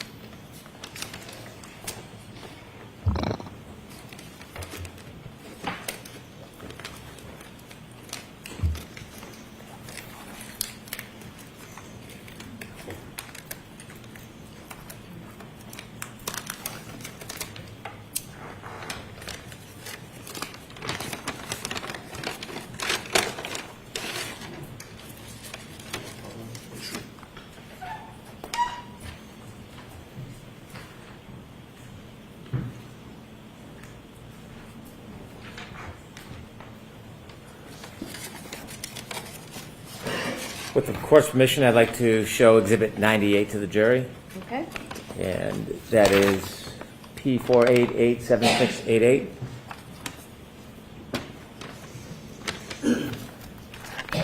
Sir, could you look at that photograph? And Ms. Gilman, could you close? Do you recognize what's in that photograph? I do. And what is that? That is the photograph of the straw we picked up from the street in front of 34 Fairview Road. Could we zoom out a little bit, please, Ms. Gilman? Is that the area where you or your team recovered that straw? That is exactly where it was found and recovered from. That photograph doesn't show much of the grass area. How far is that area from the fire hydrant? It's probably, with my estimate, 15 feet, maybe 20 from the fire hydrant. It's probably 15 to 20 feet, if I had to estimate. Thank you.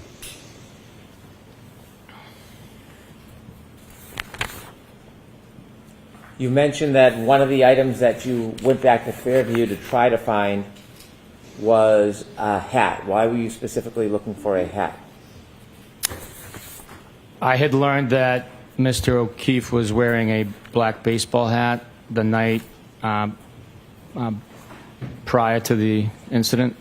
So with us recovering the clothing from the hospital and the hat was not part of that pile of clothing, we needed to see where the hat was. That could have been a lead. That could be a clue of where Mr. O'Keefe was last prior to being discovered. Did you or the team ultimately find a hat that morning? Yes. Could I have you produce 537? Yes, sir.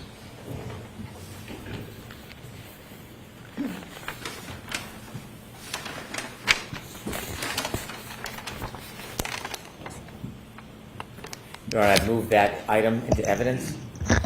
No objection. So this is going to be 96. Thank you.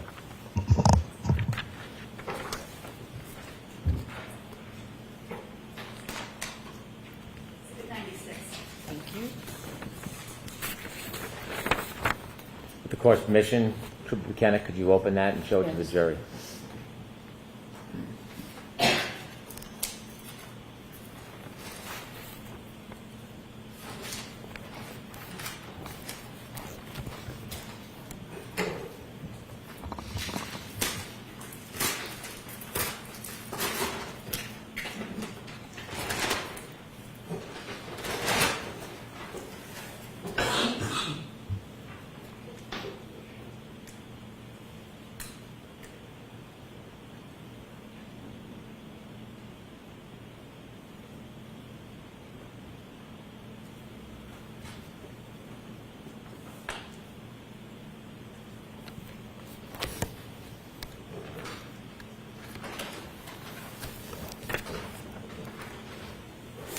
Was that item photographed? Yes, it was. And when that was taken from the scene, was the same method used of using gloves and putting it in a bag? Yes, it was. When the item was photographed, was it photographed in the place that it was found? Yes, it was. May I approach, Your Honor? Yes. Thank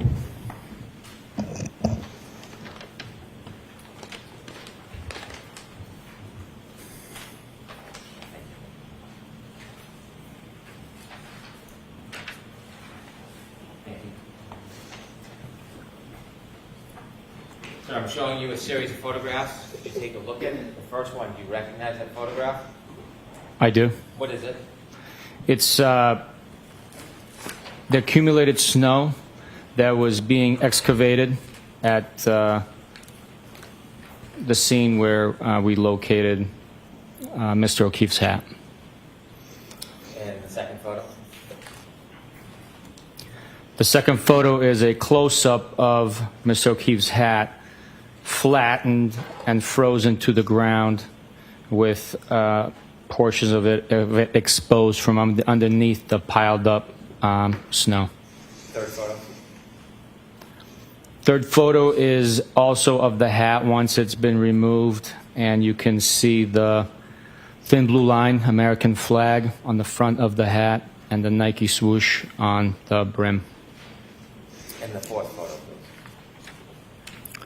And the fourth photograph is also a close-up of the top of the hat with a scale ruler next to it with grass showing from underneath the hat. I'm going to put these back in the order you identified them. Your Honor, I move these four photographs into evidence. Okay. Any objection? No objection, Your Honor. With the court's permission, I'd like to show these photographs to the jury. Yes. Beginning with 99A, P526, 7733, please.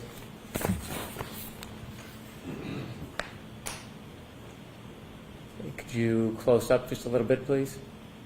Sir, can you describe what you see here? Yes, that's the excavation track by one of the members at the scene.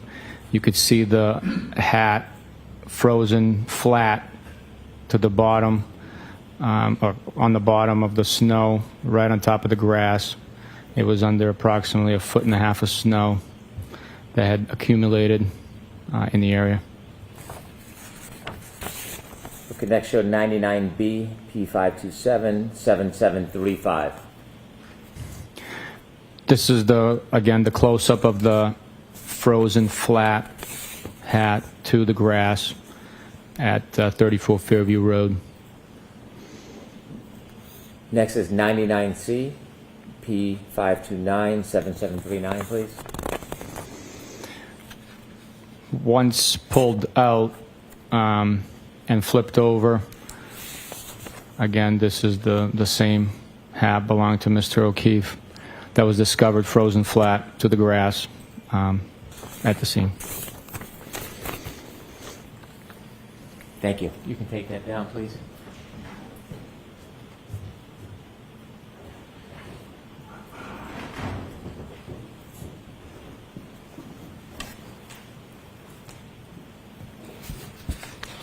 Did you search the entire front lawn at that time? No, we did not. And we can see from those photographs, is there still snow in that yard? Yes. As you continued your investigation, did you continue to go back to Fairview over time? Yes, based on the amount of snow still present and the fact that we were finding pieces of broken taillight and glass at the scene, and items that we did not expect to find, like a cocktail glass straw. I directed my members to go by the scene every day as the temperatures rose. Snow would expose more evidence on the lawn, and with the hopes of finding each and every item that was present. On February 4th, the next day, 2022, did you receive a call? Yes, I did. Not what was said, but who was that call from? I believe it was, I don't want you to guess if you don't know. Was the person a member of any group? yes, From what group? it was Canton Police. As a result of receiving a call from the Canton Police, or someone from the Canton Police on February 4, 2022, did you go anywhere? I was already en route to 34 Fairview to conduct a directed check of the area. When you say a directed check, you drive by every day on your way to work? I told my members on every day to work and home to make sure someone's checking the lawn to make sure that any evidence that exposes itself through the melting snow would be identified and collected. As you were on your way there, you received a call from someone from the Canton Police? Yes, Did you arrive at 34 Fairview on February 4, 2022? I did. When you got there, did you see any more items? Yes, I did. How many? One item, a larger in size red taillight piece had revealed itself, and it was collected. Could you produce 710, please? Yes, sir.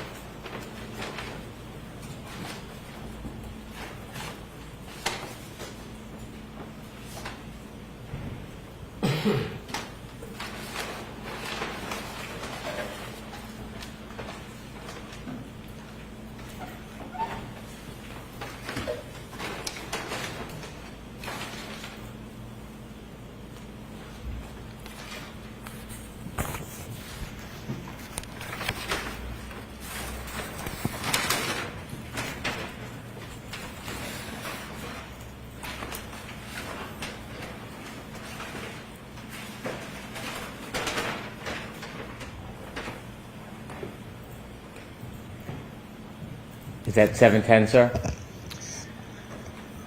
7-10, yes, sir. I'd move that item into evidence, please. No objection, Your Honor. Exhibit 100.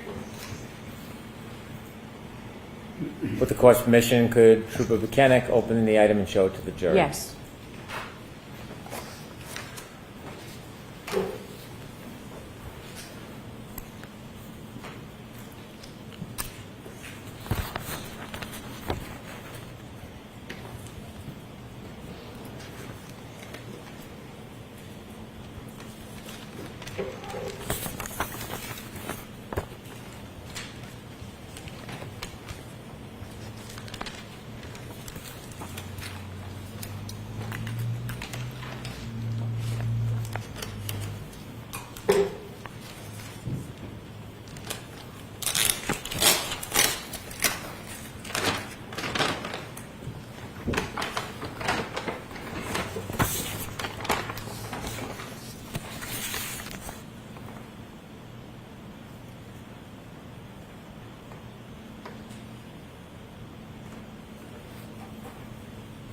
Thank you.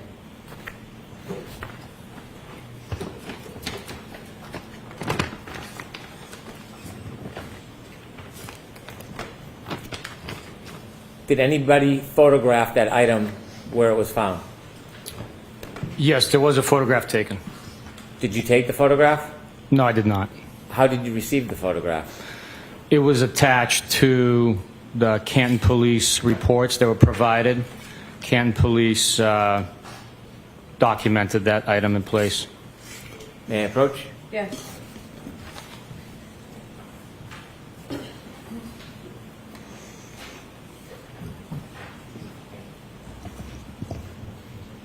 Showing you two photographs. The first page, you recognize that item? Yes, I do. What do you recognize that to be? That was the item I collected on February 4th at 34 Fairview Road, which I was just showing to the jury. And the second photograph? The second photograph is a zoomed out general vicinity photograph of the same item from 34 Fairview Road, the lawn area, approximately 7 feet from the roadway. I'd like to move these into evidence, A and B, court's permission. Any objection, Mr. Jackson? No objection, Your Honor. Exhibit 101A and B.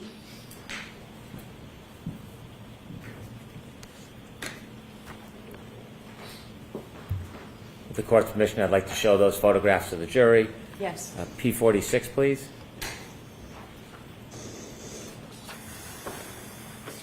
Is that a photograph of the item you just showed the jury, sir? Yes, it is. And where was it in relation to the other pieces that you had found on February 3rd? It was further to the right. If you're looking at the property, if you have the fire hydrant on your left, it was further to the right, on the right bank of the snow that was melting on the lawn. Is that on the lawn or on the pavement? That's on the lawn. And could we show the close-up, please, P47?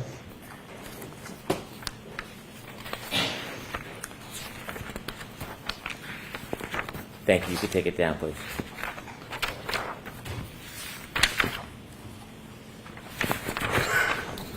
When you recovered those items, did you go through the same protocol of gloves and bags? Absolutely. Did you return to 34 Fairview on February 10th? Yes, I did. Was the snow in a different state than when you last left it on February 3rd? Yes, it had receded significantly. When you went back on February 10th, were you with anybody? I believe I was with another trooper. Do you know who that was? I don't remember. I'd have to refresh my memory. Was it Michael Proctor? It might have been, yes.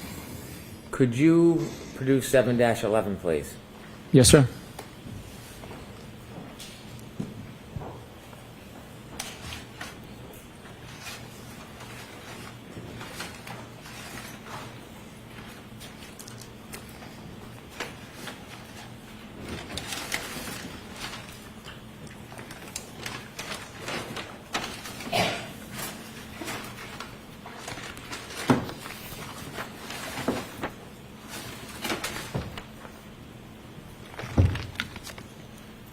Does that bag contain some of the items you found on February 10th at Fairview Road?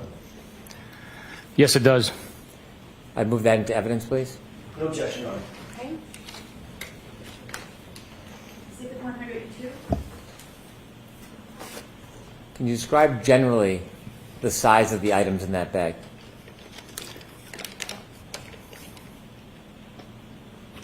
Can I open it? Please.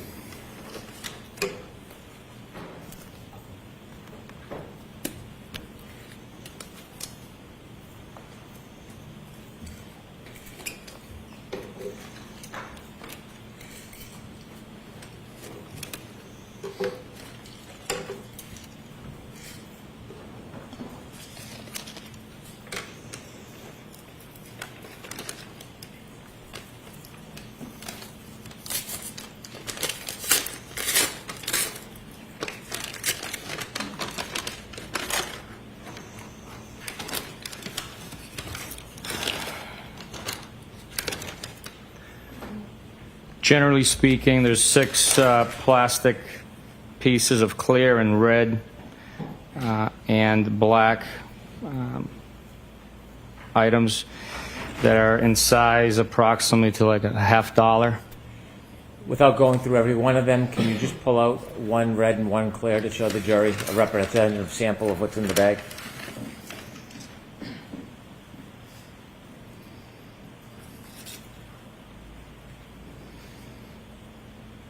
In total of the 6 items in that bag? In total, there are 6 items in the bag. When you retrieved those items, did you use the same protocol of gloves in a bag? Yes. Did you photograph these items when you took them? Not on this day, no. Why not? We had been to the scene so many times. It was the same general vicinity, and we just made the decision not to have crime scene come out to photograph these six pieces. Were they in any remarkably different position than the other pieces? Anything that stood out, or were they in the? Let me rephrase that. Where were they generally in relation to the other pieces that you had found? They were all in the general area where the other pieces had been located. It was on the left side of the lawn, but near the flagpole, between the road and the home. Was there another group of items that you found that day that you put in a separate bag? Yes. Could you provide us? May I approach? I'm not sure if I've marked this one for evidence or not. Thank you. Could you produce 7-12, please? Yes, sir.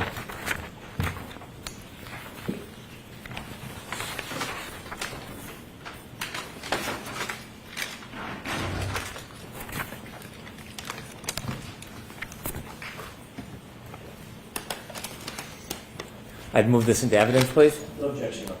Okay. With the Exhibit 103.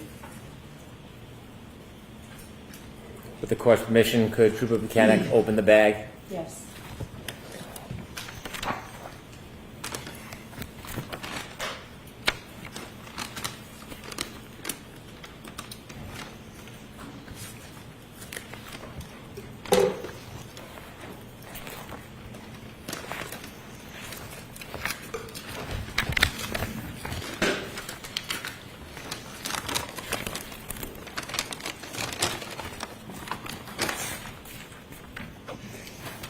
In that bag, are there different types of items? The items you showed us before appear to be plastic.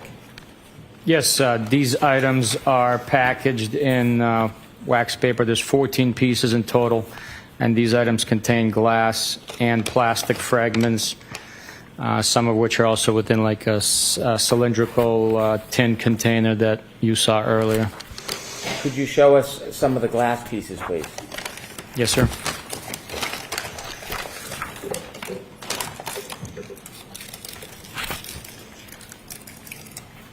I'm going to have to open the wax bag. Please.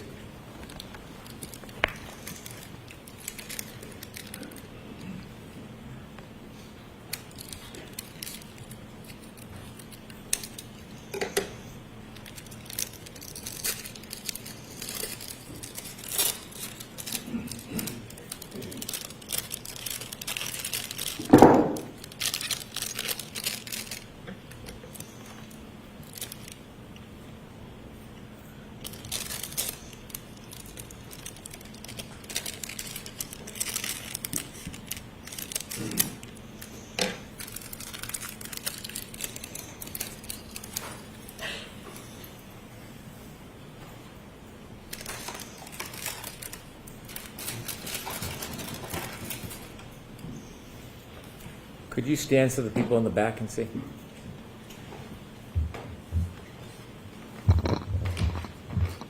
Thank you. Were there a number of different items inside that are inside that bag that you found that day? Yes, there are a number of glass pieces taped and labeled for identification at the lab and mechanically pieced together to form this one piece in my right hand, and this is one solid, thick piece of curved glass in my left hand. And again, is this February 10, 2022? Yes, it is. The last evidence bag, you said that you did not photograph where they were found. Did you photograph where these pieces were found? No, I did not. No. Any different reason than the last bag? No. Do you have a memory of where these items were found in relation to the items in the last bag? Yes, they were all in the general vicinity where all the other taillight pieces were located, as well as the baseball hat. How much snow is on the ground at this point? Most of the snow had melted. There might have been some areas that was still present because of the excavation that took place. So very little to no snow was present at this point in time. May I approach, Your Honor? Yes.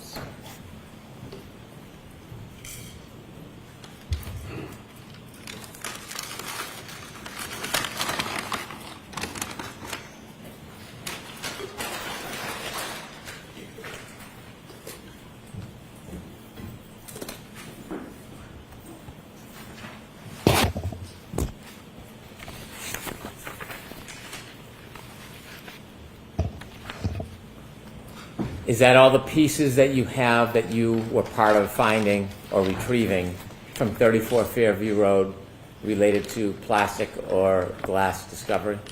Yes, sir. Did you continue to work on this case? Yes, I did.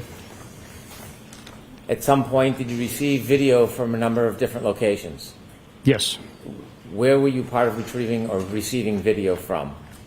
I was part of retrieving and receiving video from C.F. McCarthy's, the waterfall. There was also video that was collected from other agencies and entities.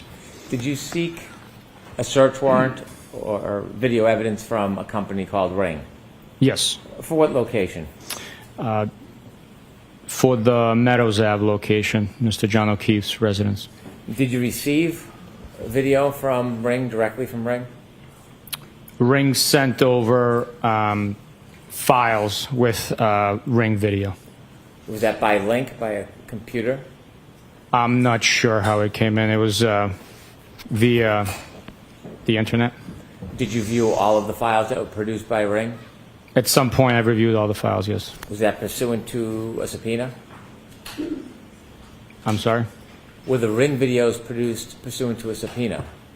Through the search warrant, yes. We requested it through the search warrant. That's the way that these providers, service providers, respond to court legal service. Were you aware that some cruisers or the cruisers at the Canton Police Department had dash cam video? Yes, I am aware of it. Did you obtain and review video? Yes, I did. Have you seen other video from the Canton Police Department? Yes, I did.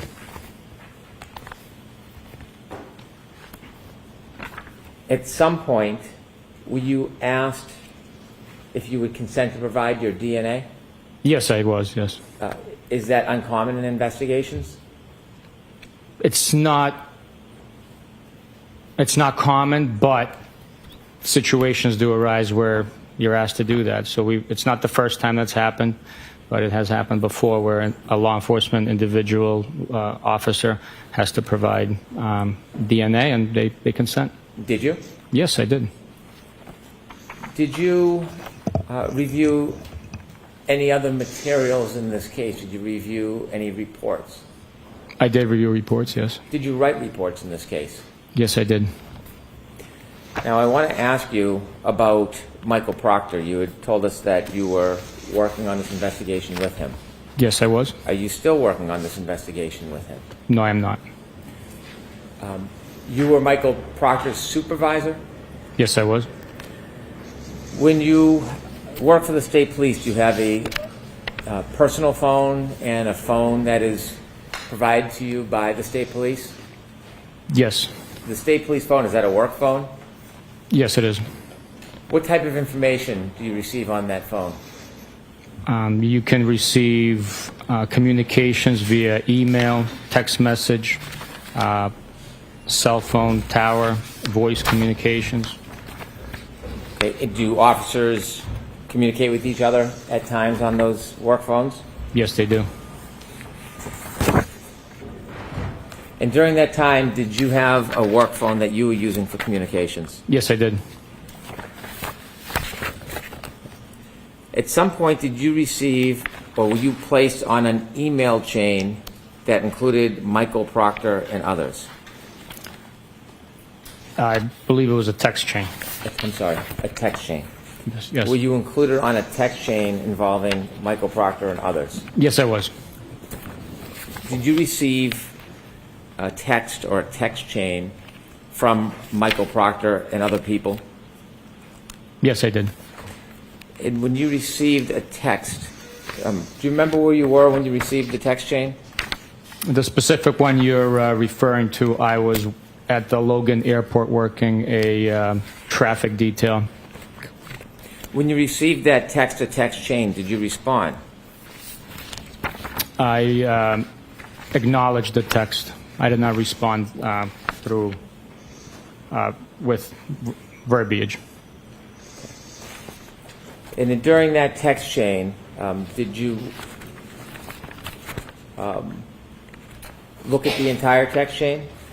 No, the text message came through on my Apple Watch as I was controlling traffic. I glanced at it, took part of the information that came through, and acknowledged it with a thumbs up emoji, indicating that I read it. At some point, did you learn everything that was on that text chain? Yes. And as a result of that text chain, was there an investigation? There was. And during that investigation, you were Michael Proctor's supervisor? I was.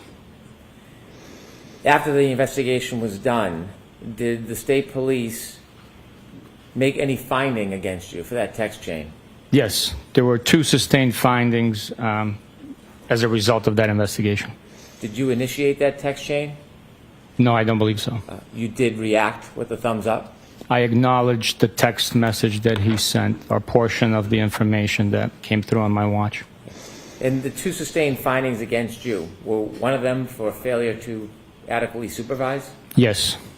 And the other, was it regarding a routine or regular review that it didn't consider that text chain? Objection, Your Honor. I'll rephrase. Okay. That second sustained finding, was it regarding a review of the performance level of Mr. Proctor? That's correct. Sustained is to full. Was there a second sustained finding? Yes, there was. Did it relate to the review process of a subordinate? Objection. Sustained is to full. Okay. What was that second sustained finding about? The accuracy of the review of the quarterly performance evaluation. You said quarterly. How often would you write reviews for subordinates? Every 90 days. Was there any other sustained finding against you? No. Was there punishment in light of those 2 sustained findings against you? There was. And what was that punishment? I lost 5 vacation days. Do you presently work in the Homicide Division of the Norfolk County District Attorney's Office? I do. Are you currently a sergeant? I am.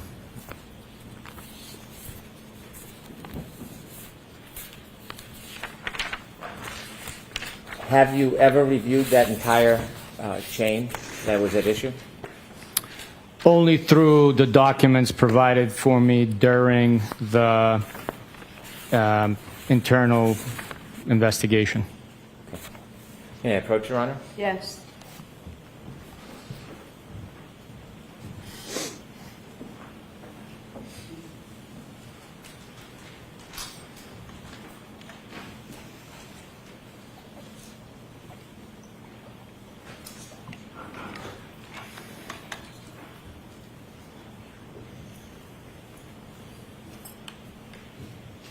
May I stand here? Sure.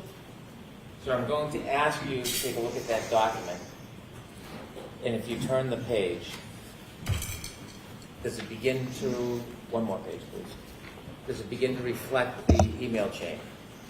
Yes, it does. Do you remember this email chain? I remember seeing it when I reviewed it. I don't remember the intricate details of these messages. Do you remember that photograph? I don't. Okay, could you turn the page? Is there text? Yes, there is. Without citing the phone numbers, I'd like you to cite the author of the text, and I'd like you to read the text to the jury.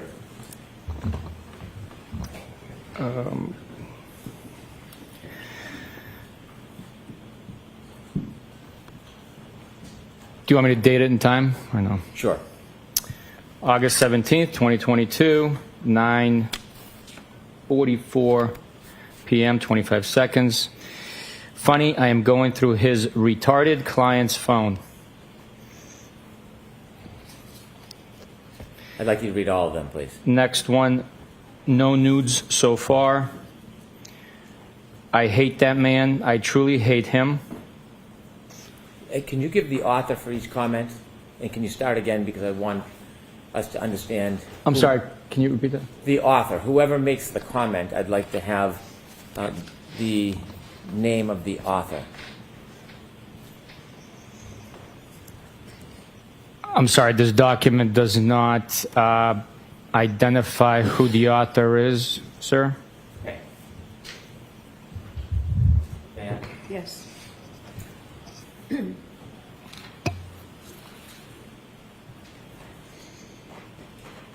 It identifies this as your phone, That is, yes. but each comment doesn't identify who sent it. No, it does not. I assume it's an extraction from one device, but I see. If you've made any of the comments yourself, would you tell us? if I made those comments? No, if you make any of them in here as you read them, will you point out if you... Absolutely, absolutely, yes. Please. Okay. And if you don't know who made the comment, can you just identify that for us as you read it so we know? Okay, do you want me to continue the next page? Why don't we start over, because I Okay. should have been more clear in my direction. Could you begin again?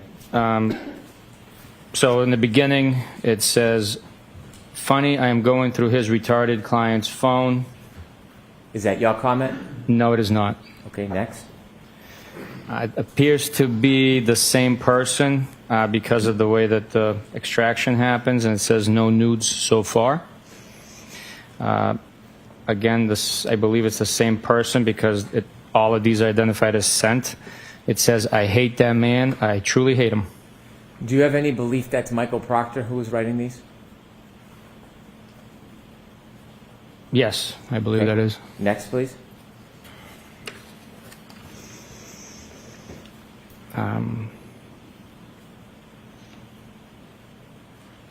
There is a blank page, and that's the end.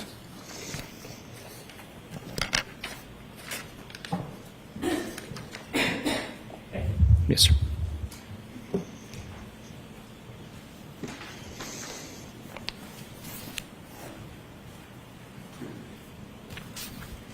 Did you say you were suspended 5 days or lost 5 days vacation? Lost 5 days of vacation. Okay. And have you continued on your cases? Yes, I have. I want to go back to the evidence that you reviewed in this case. Okay.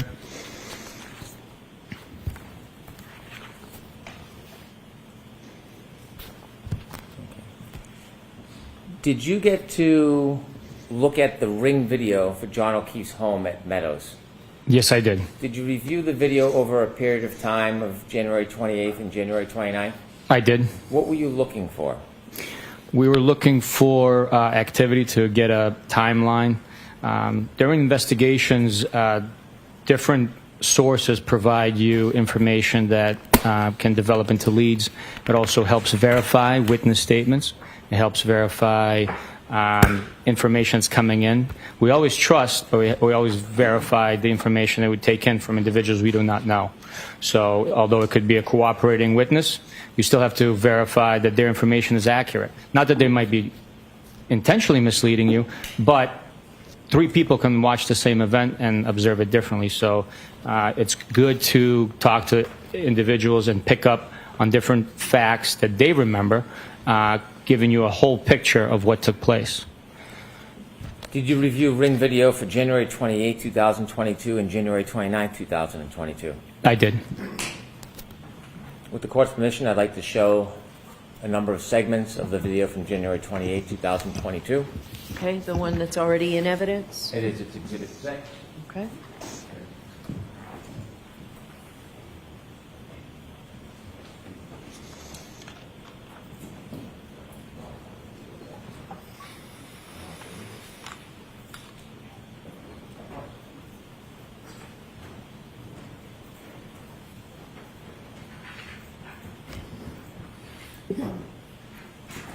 Thank you.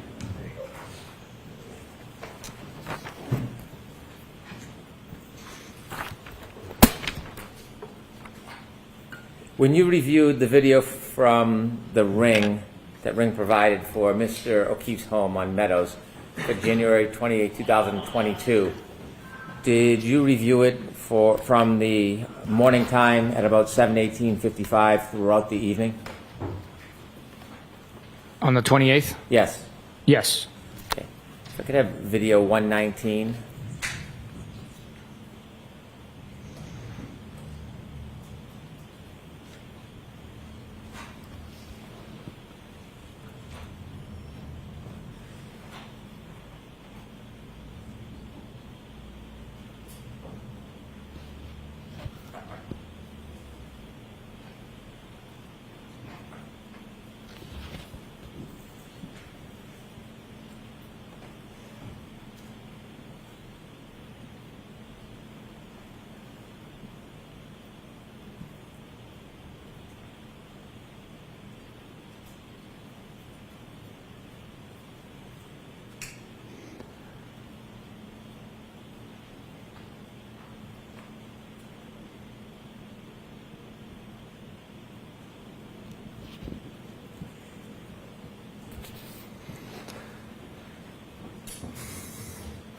Thank you. After that video, did you have an opportunity to look at video at about 5:05 p.m.? I'm sorry, there was a noise coming from a bag over here. I apologize. Not a problem. Can you repeat that question? Sure. On January 28, 2022, did you have a chance to look at video from the Ring at about 5:05 p.m.? Yes. Could I have video 145, please?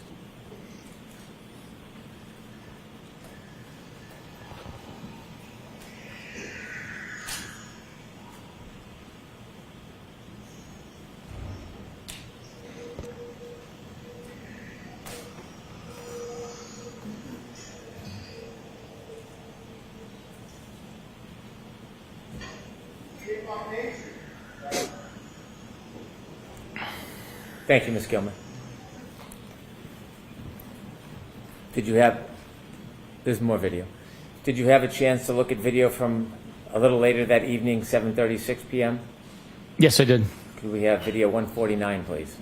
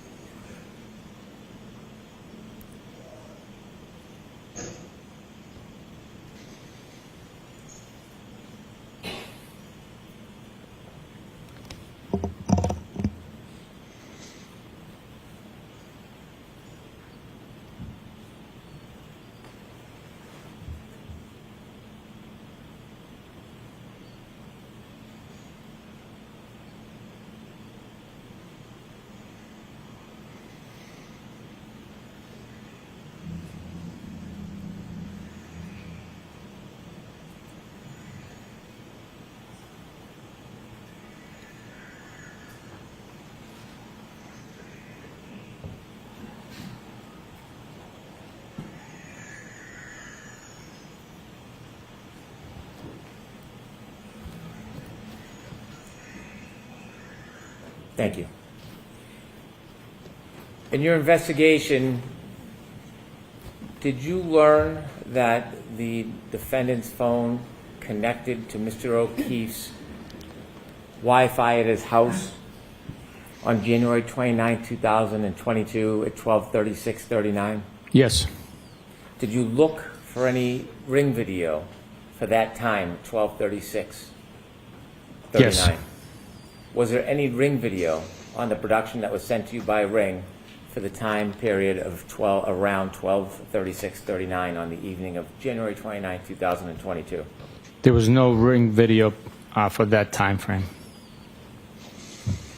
Did you look for Ring video around 5:07:58 that morning on January 29, 2022? Yes, I did. Could we see video 153, please?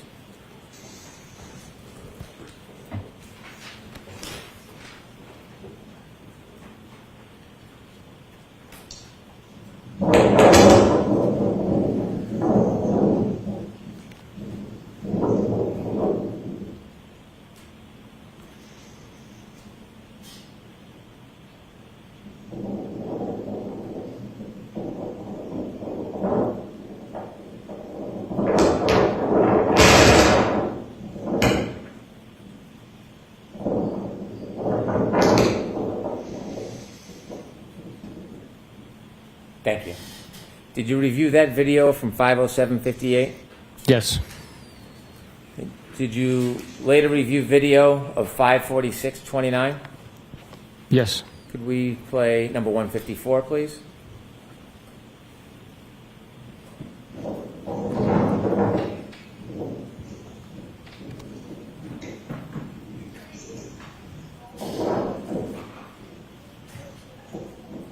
Could you stop that, please? Do you recognize what's in that video? Yes, I do. What is that? That is, top left corner is Mr. John O'Keefe's vehicle.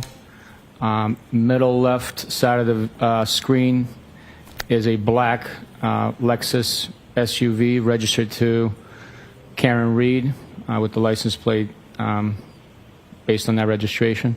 And then on the right side, I believe that's Miss Carrie Roberts' vehicle. Did you see the people enter the house? Yes. Did you look for further video after the people arrived at 5:46:29? Yes. Was there any video of those three people leaving? No, there was not.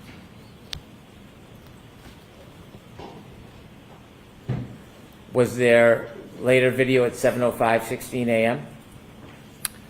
There was, yes. Ms. Gilman, can we see video 155, please?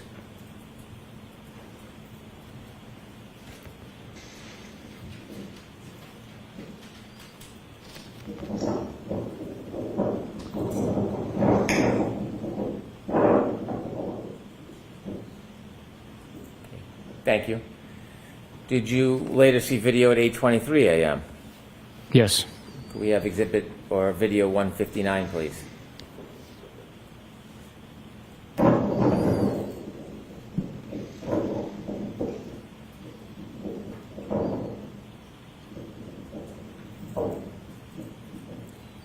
Thank you. Did you later see video at 10:36:28? Yes, I did. Could we have video 161, please?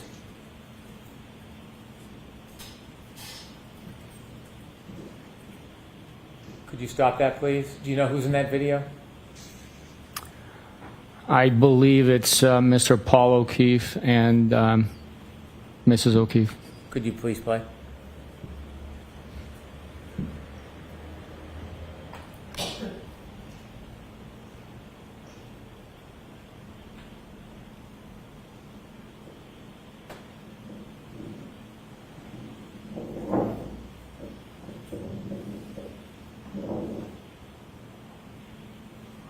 Okay, thank you.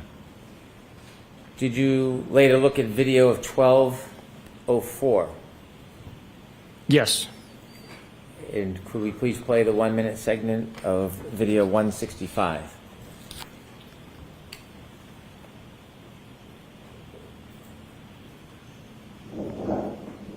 Could you stop that video? Do you know who that is? I believe that's the defendant. Continue, please.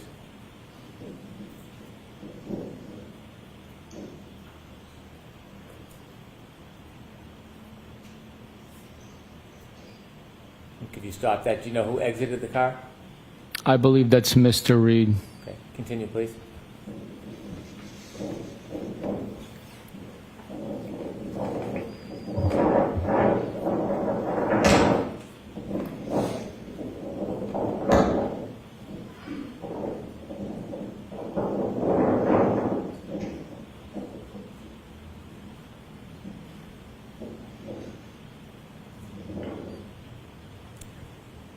Thank you. Did you continue to watch the video from the driveway Yes. during that time period? Yes. Did you see anybody else get out of that car that was in the back? Yes. And who did you believe you saw getting out of that car? I believe it was the defendant's brother and possibly his companion. I don't know who that is. Did you have a chance to watch the video? Yes, I did. At 12:35 p.m., could you play video 174, please?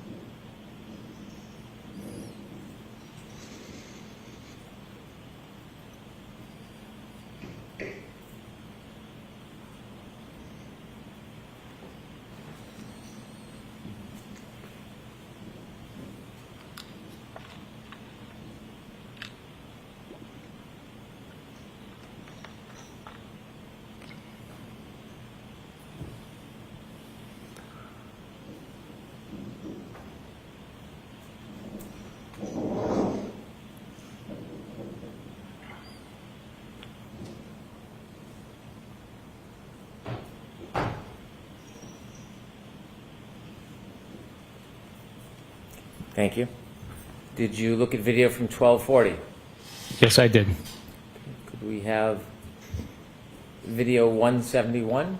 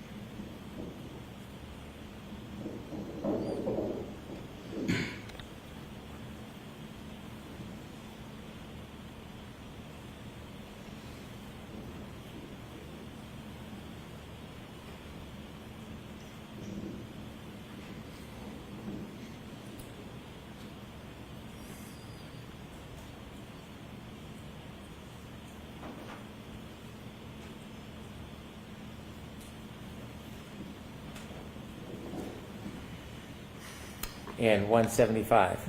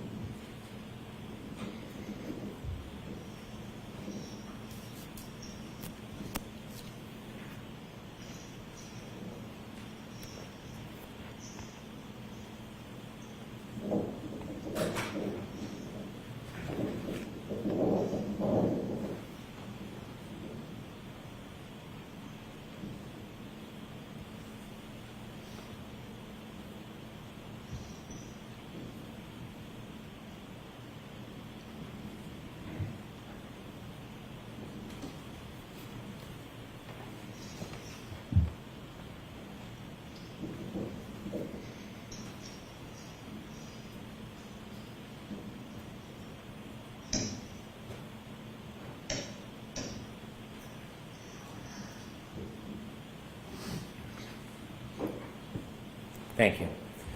Did you look for further video to see if there was any video for the time around when the Lexus was taken from Meadows that morning? Yes.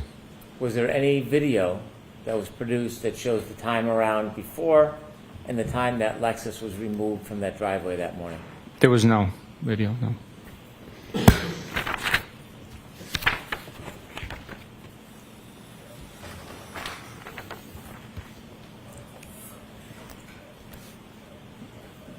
When you were at the Sallyport, did you get an opportunity to look at the Lexus's rear taillight area?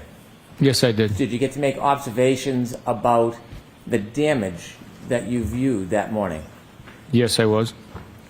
Did you later have a chance to see, after the snow melted, what that damage looked like? Yes, I did. Could I have Exhibit 54, please?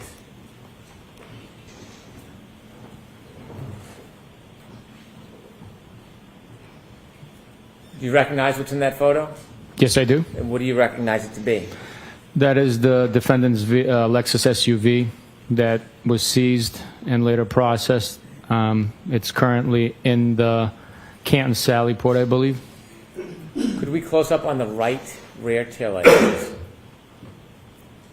Do you notice anything about that right rear taillight? Yes. What do you notice? It's missing a large red portion of the lens.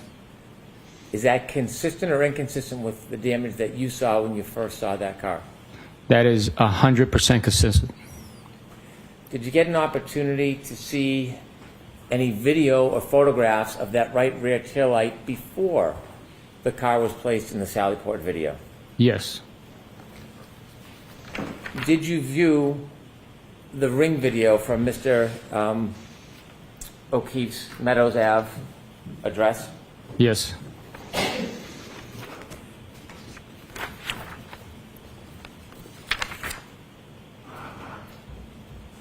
If we could go back to video 153 from Exhibit 6.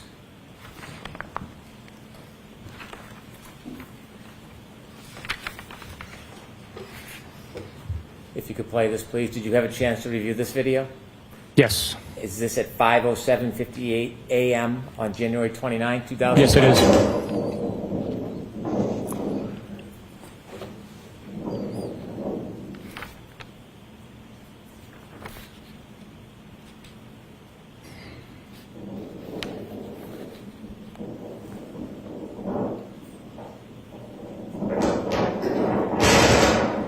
Could you stop, please? Do you notice anything about the right rear taillight in that video? Yes. What do you notice? It's showing white and is missing the red taillight cover lens. Could you zoom back out for a second, please? Could you continue? And I'm going to ask you to stop in a second. Stop, please. Do you notice anything about that still of that video? Yes, it's consistent with its appearance of missing that red taillight lens. If you could play the vehicle leaving the driveway, please.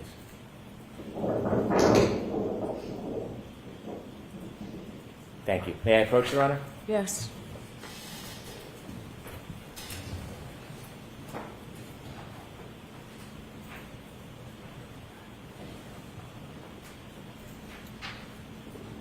Hand you a document, sir.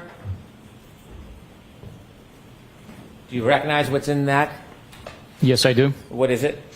It's a still frame from the ring footage taken of the video we just watched of the Lexus SUV leaving, and the large red portion of the rear taillight is missing. I'd like to move this into evidence. Okay. Any objections to Jackson? No, Your Honor. Exhibit 104.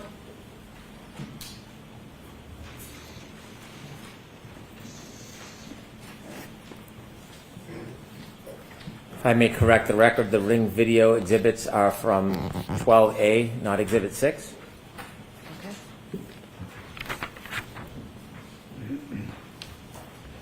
At some point later that afternoon, you shared, or mid-afternoon, you went to Dighton, but before that, did you review any other evidence of the damage to that taillight before you and Mr. Proctor even got to the Dighton address? Yes. Could I have Exhibit 10, please?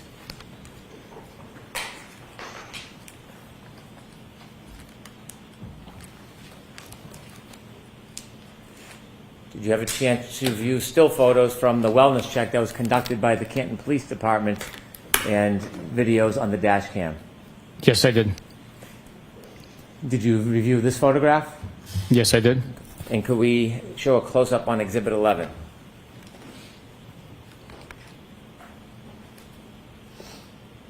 Did you have a chance to view the dash cam from this footage at 8:26:31 a.m. relative to the damage to that right rear taillight? Yes, I did.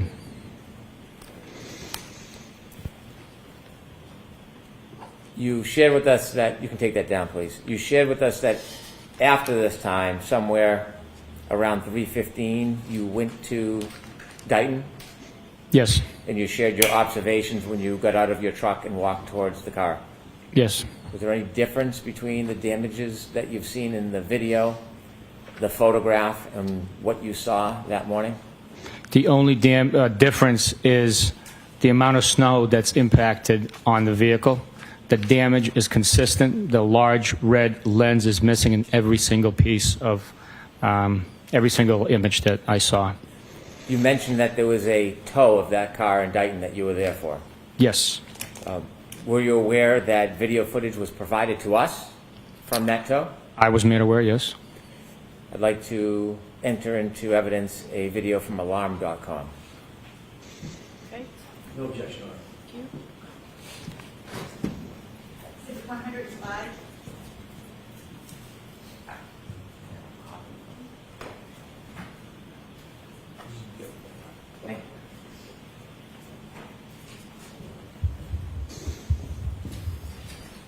Did you view the video that was provided to us relative to the right rear taillight?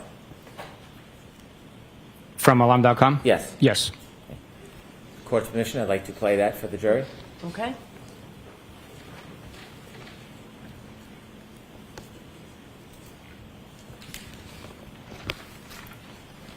May I have a moment, Your Honor? Yes.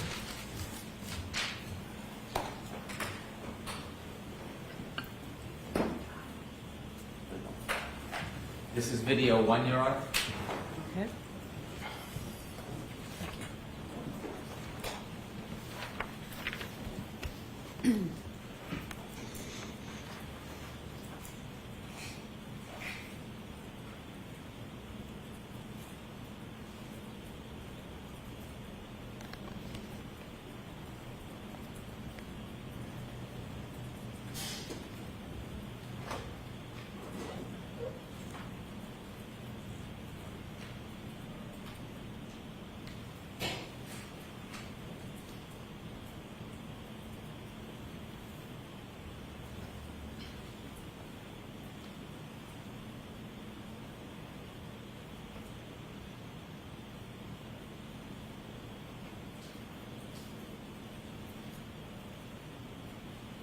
Could you play video 2, please?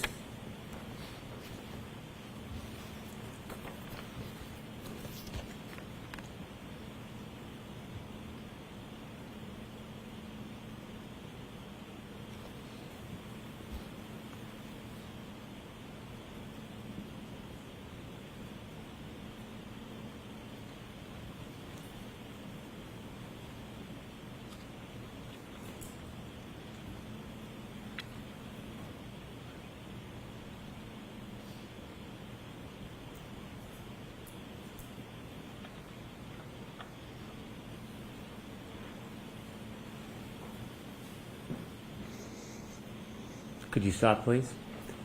Do you notice anything about the color of the right rear tail light? Yes, it was white. Could you continue, please?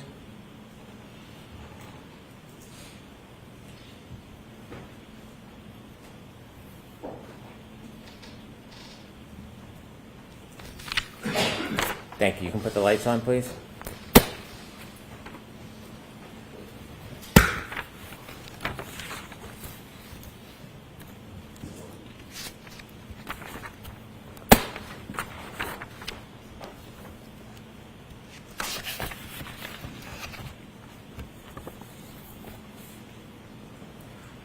Sir, did you have an opportunity to review video from C.F. McCarthy's on the evening of January 28th, 2022? Yes, I did. Did you have an opportunity to review videos from the Waterfall Bar on January 28th, 2002? Yes, I did. Did I say January 20th, January 29th, 2022? Yes. Did you review all the entire relevant time periods? Yes, I did. When you reviewed those videos, were there a number of different things you were looking for? Yes, there was. Can you share with the jury what you were looking for? We were looking for consistency in statements that were already received through interviews. We were looking for description of clothing individuals were wearing at the bars, at those locations. We were looking for any evidence of aggressive behavior, any sort of information we could learn to help us with the investigation. We're also looking to see and document how much alcohol consumption was on the recordings. When you went through the videos, did you happen to have an opportunity to copy and clip portions of relevant time frames regarding alcohol ingestion? Yes. Did you put all of those videos together in a sequence to show the course of the night, times when you could identify alcohol ingestion? Yes, I did. Did you put that into a video format for a presentation? Yes, we did. I think this presentation may take a few minutes. All right, we'll raise the counsel sidebar for just a second, please. Jurors, feel free to stand up. Yes, I do. And what is it? It is the PowerPoint presentation of the timeline from C.F. McCarthy's and Waterfall from January 28th, 2022. I move this into evidence as an exhibit. Mr. Jackson has no objection? There's no objection on that. Exhibit 106.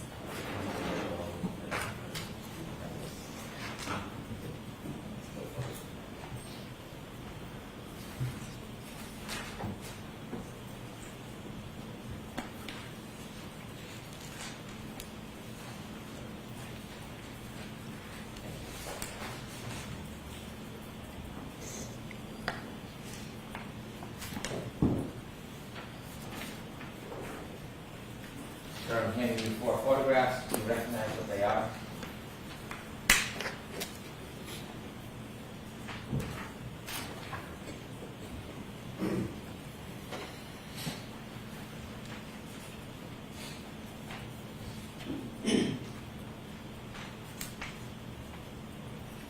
Yes, I do. What are they? There's still frames from C.F. McCarthy's on January 28, 2022 at 9:26:01 as timestamped on the footage cam. Are there 4 photographs? There are. Now I move these 4 photographs into evidence. No objection, Your Honor. Thank you. Is one exhibit again with the letters, please?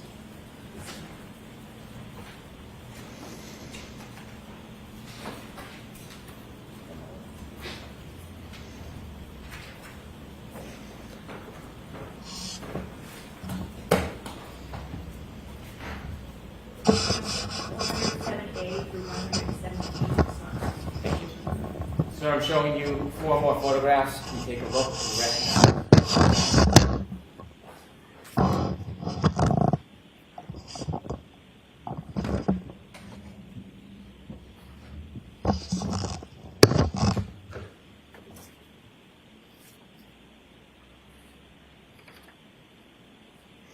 Yes, I do. And what are they? There's still shot photos of the waterfall surveillance footage from the night of 28th into the morning of 29th.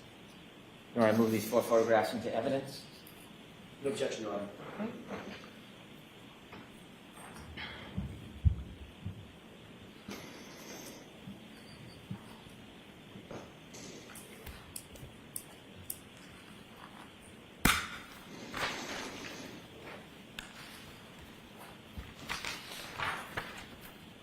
It's 108A through 108B.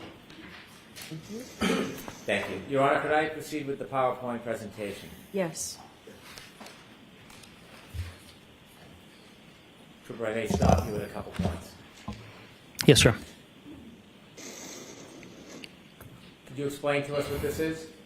Yes, from left to right, it is chronological events that took place at C.F. McCarthy's. This is surveillance video from one of their cameras within the bar. It should be noted that the video is time-stamped 12 minutes behind actual time. So when it says 9:03, when it is 9:03, the frame will be timestamped 2051, which is 8:51. So that's the time discrepancy, which is consistent throughout the surveillance footage. So the times that are displayed in those arrows, is that the accurate time? The arrows are the accurate time, and the time stamped 12 minutes behind actual time. In these videos, are you identifying drinks that were received and had been consumed by the defendant? Yes. So the first video, as it is labeled, it's the defendant arriving.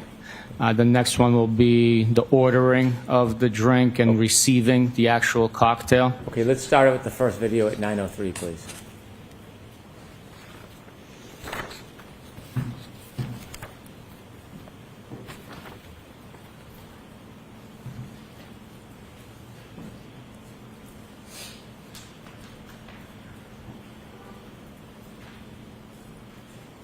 Can you stop it there? Do you recognize who's in that video? Yes. From left to right of people that you recognize and identify the clothing they might be wearing? From left to right, it'll be Mr. John O'Keefe wearing the gray sweatshirt that was displayed earlier. And then the defendant, who he is trying to embrace with one arm there. I do not know who the other individuals are in the shot. Okay, thank you. If you could continue, please.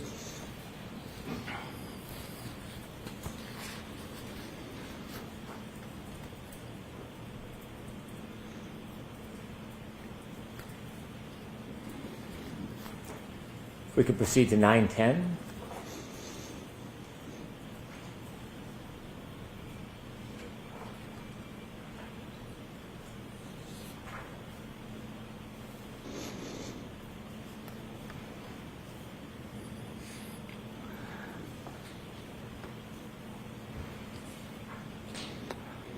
What did that show, sir?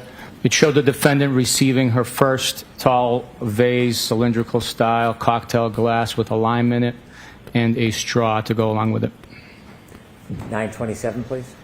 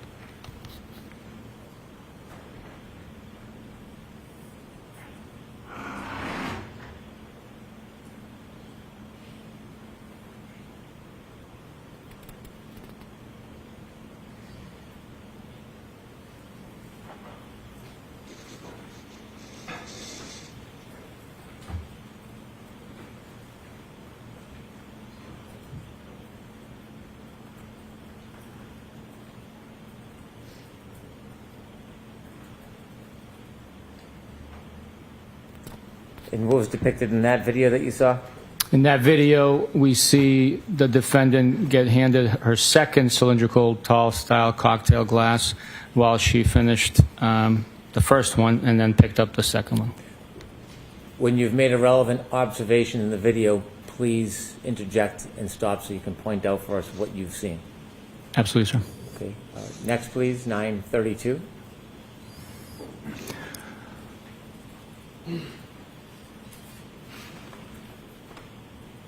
Here the defendant is handed a shot. Stop, please.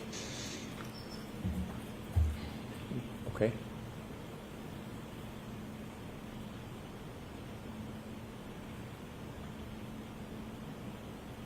Right there. I think we'll just have to play it, and you'll have to speak as you're watching it. It doesn't look like it can be stopped. Sorry, Ms. Gilman.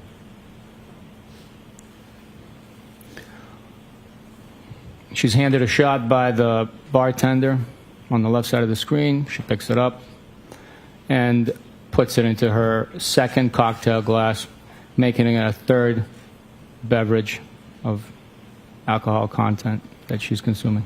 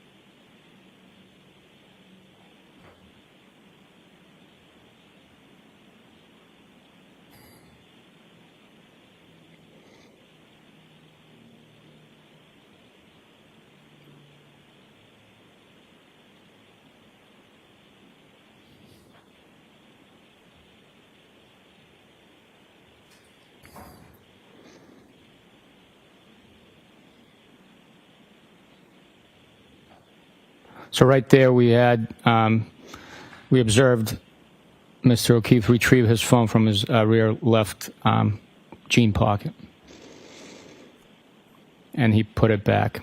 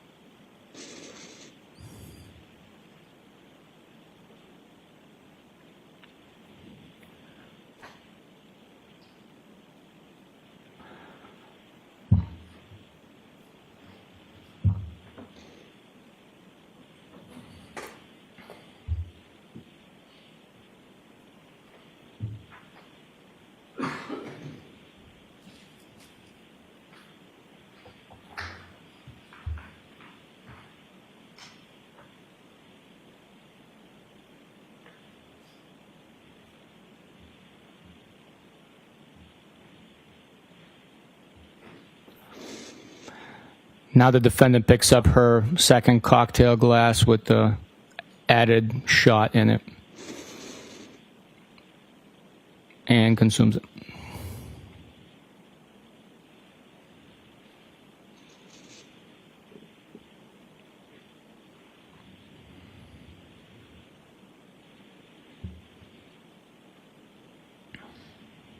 Could we proceed to the next video, please? This is now 9:45 p.m. Yes, sir.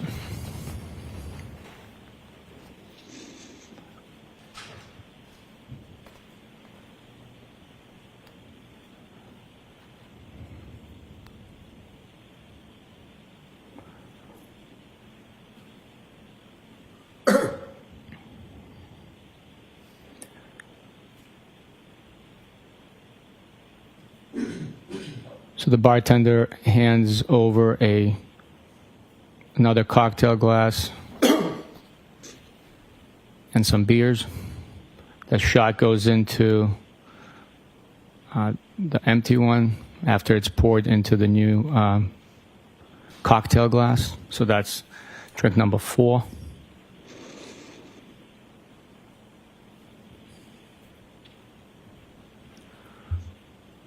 Does it also depict Mr. O'Keefe putting his cell phone in his back pocket again? Yes.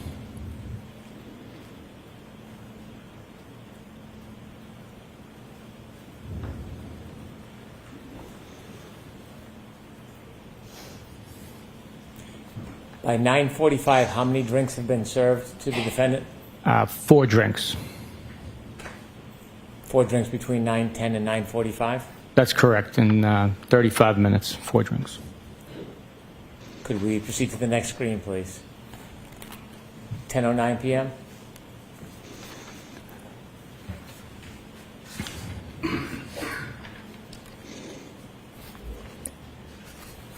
Here the defendant speaks with the bartender and gestures that she wants a shot. Objection. The objection is sustained. Move to strike. I'll strike that.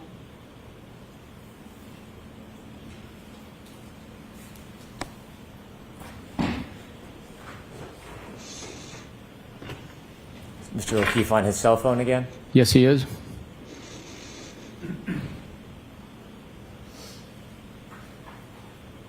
And he puts it in his back pocket.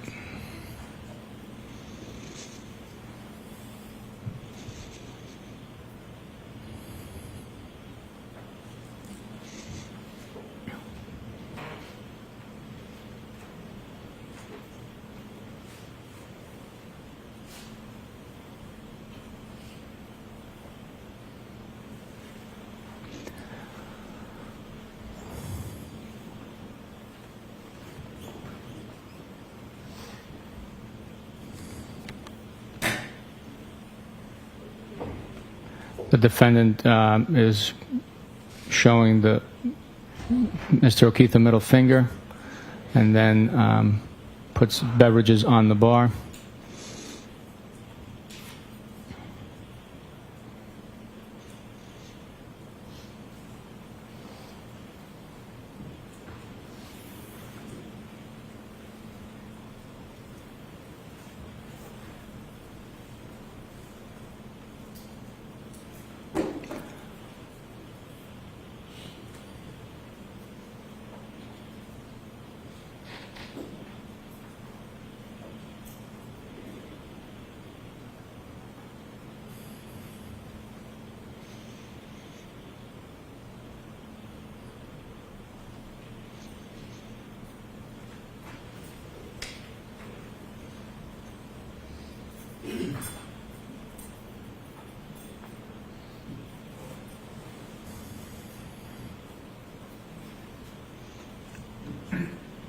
Should I proceed, Your Honor? Yes. What is the drink count at that point? At that point, it's 4 drinks. Could we have the next?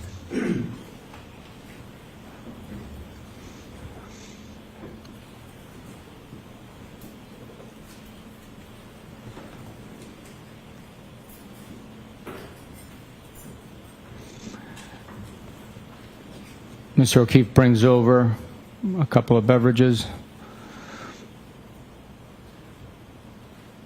The defendant retrieves the cocktail glass.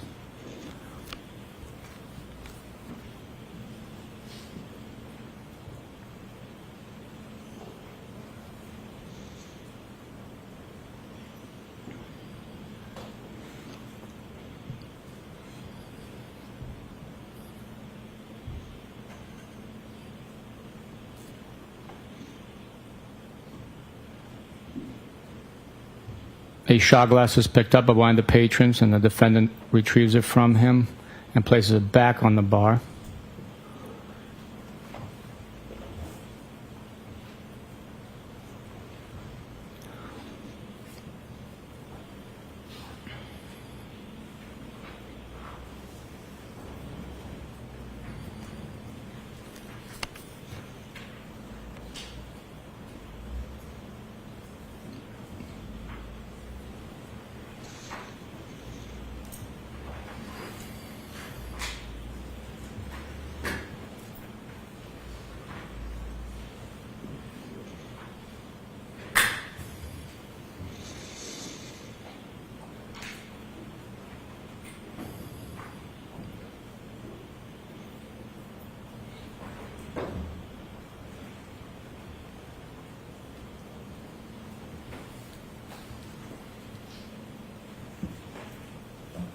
The defendant is consuming the beverage in her hand,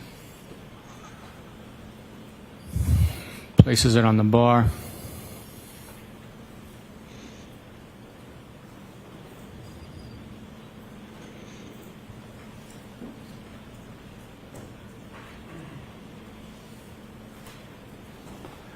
And then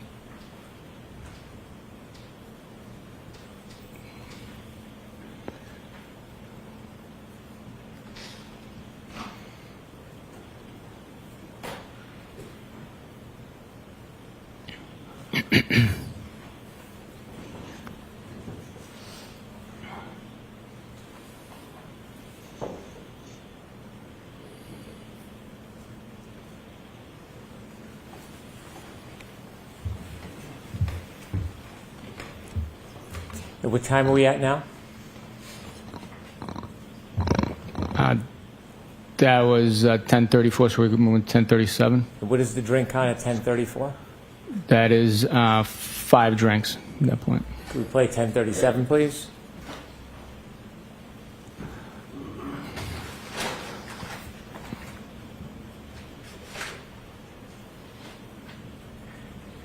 The bartender makes 4 shots, top left corner. She's seen preparing the 4 shot glasses. 2 are on the bar top now. She retrieves 2 more.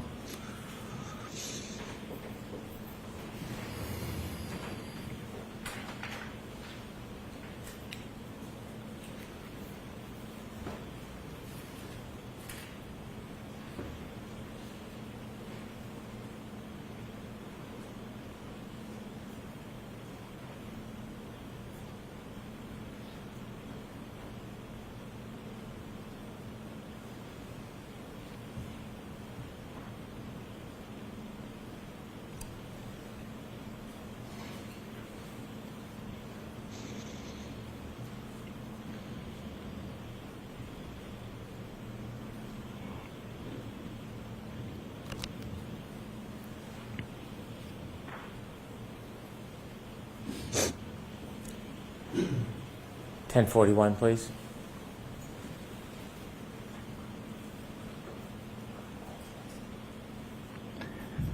Here, the 4 shot glasses are redistributed.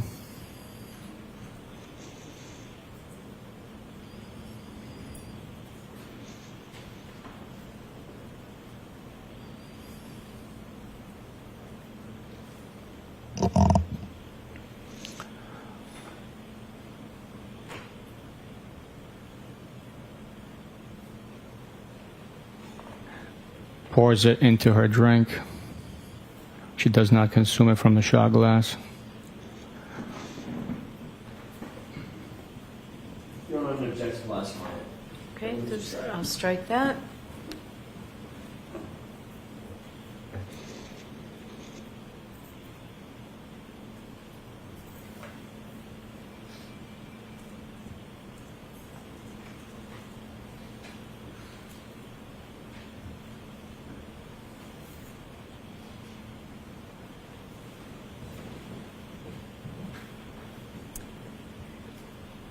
The next video, please. Now, as Mr. O'Keefe and the defendant are getting ready to leave, the defendant is holding the drink in her left hand, continues to sip on it.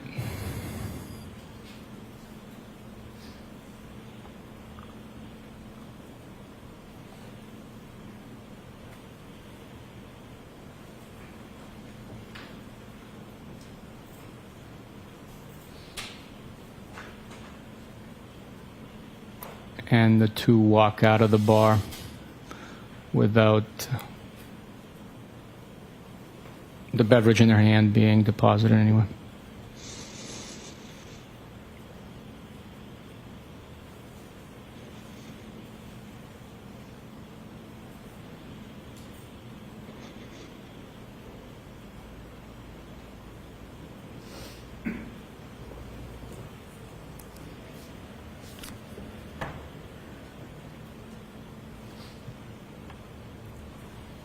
At 10:53, how many drinks have been served to the defendant at this point? 7. Objection, Your Honor. I'm going to sustain the objection. Move to strike. I'll strike that. Next slide. And is So this, I'm going to actually see counsel inside. Please.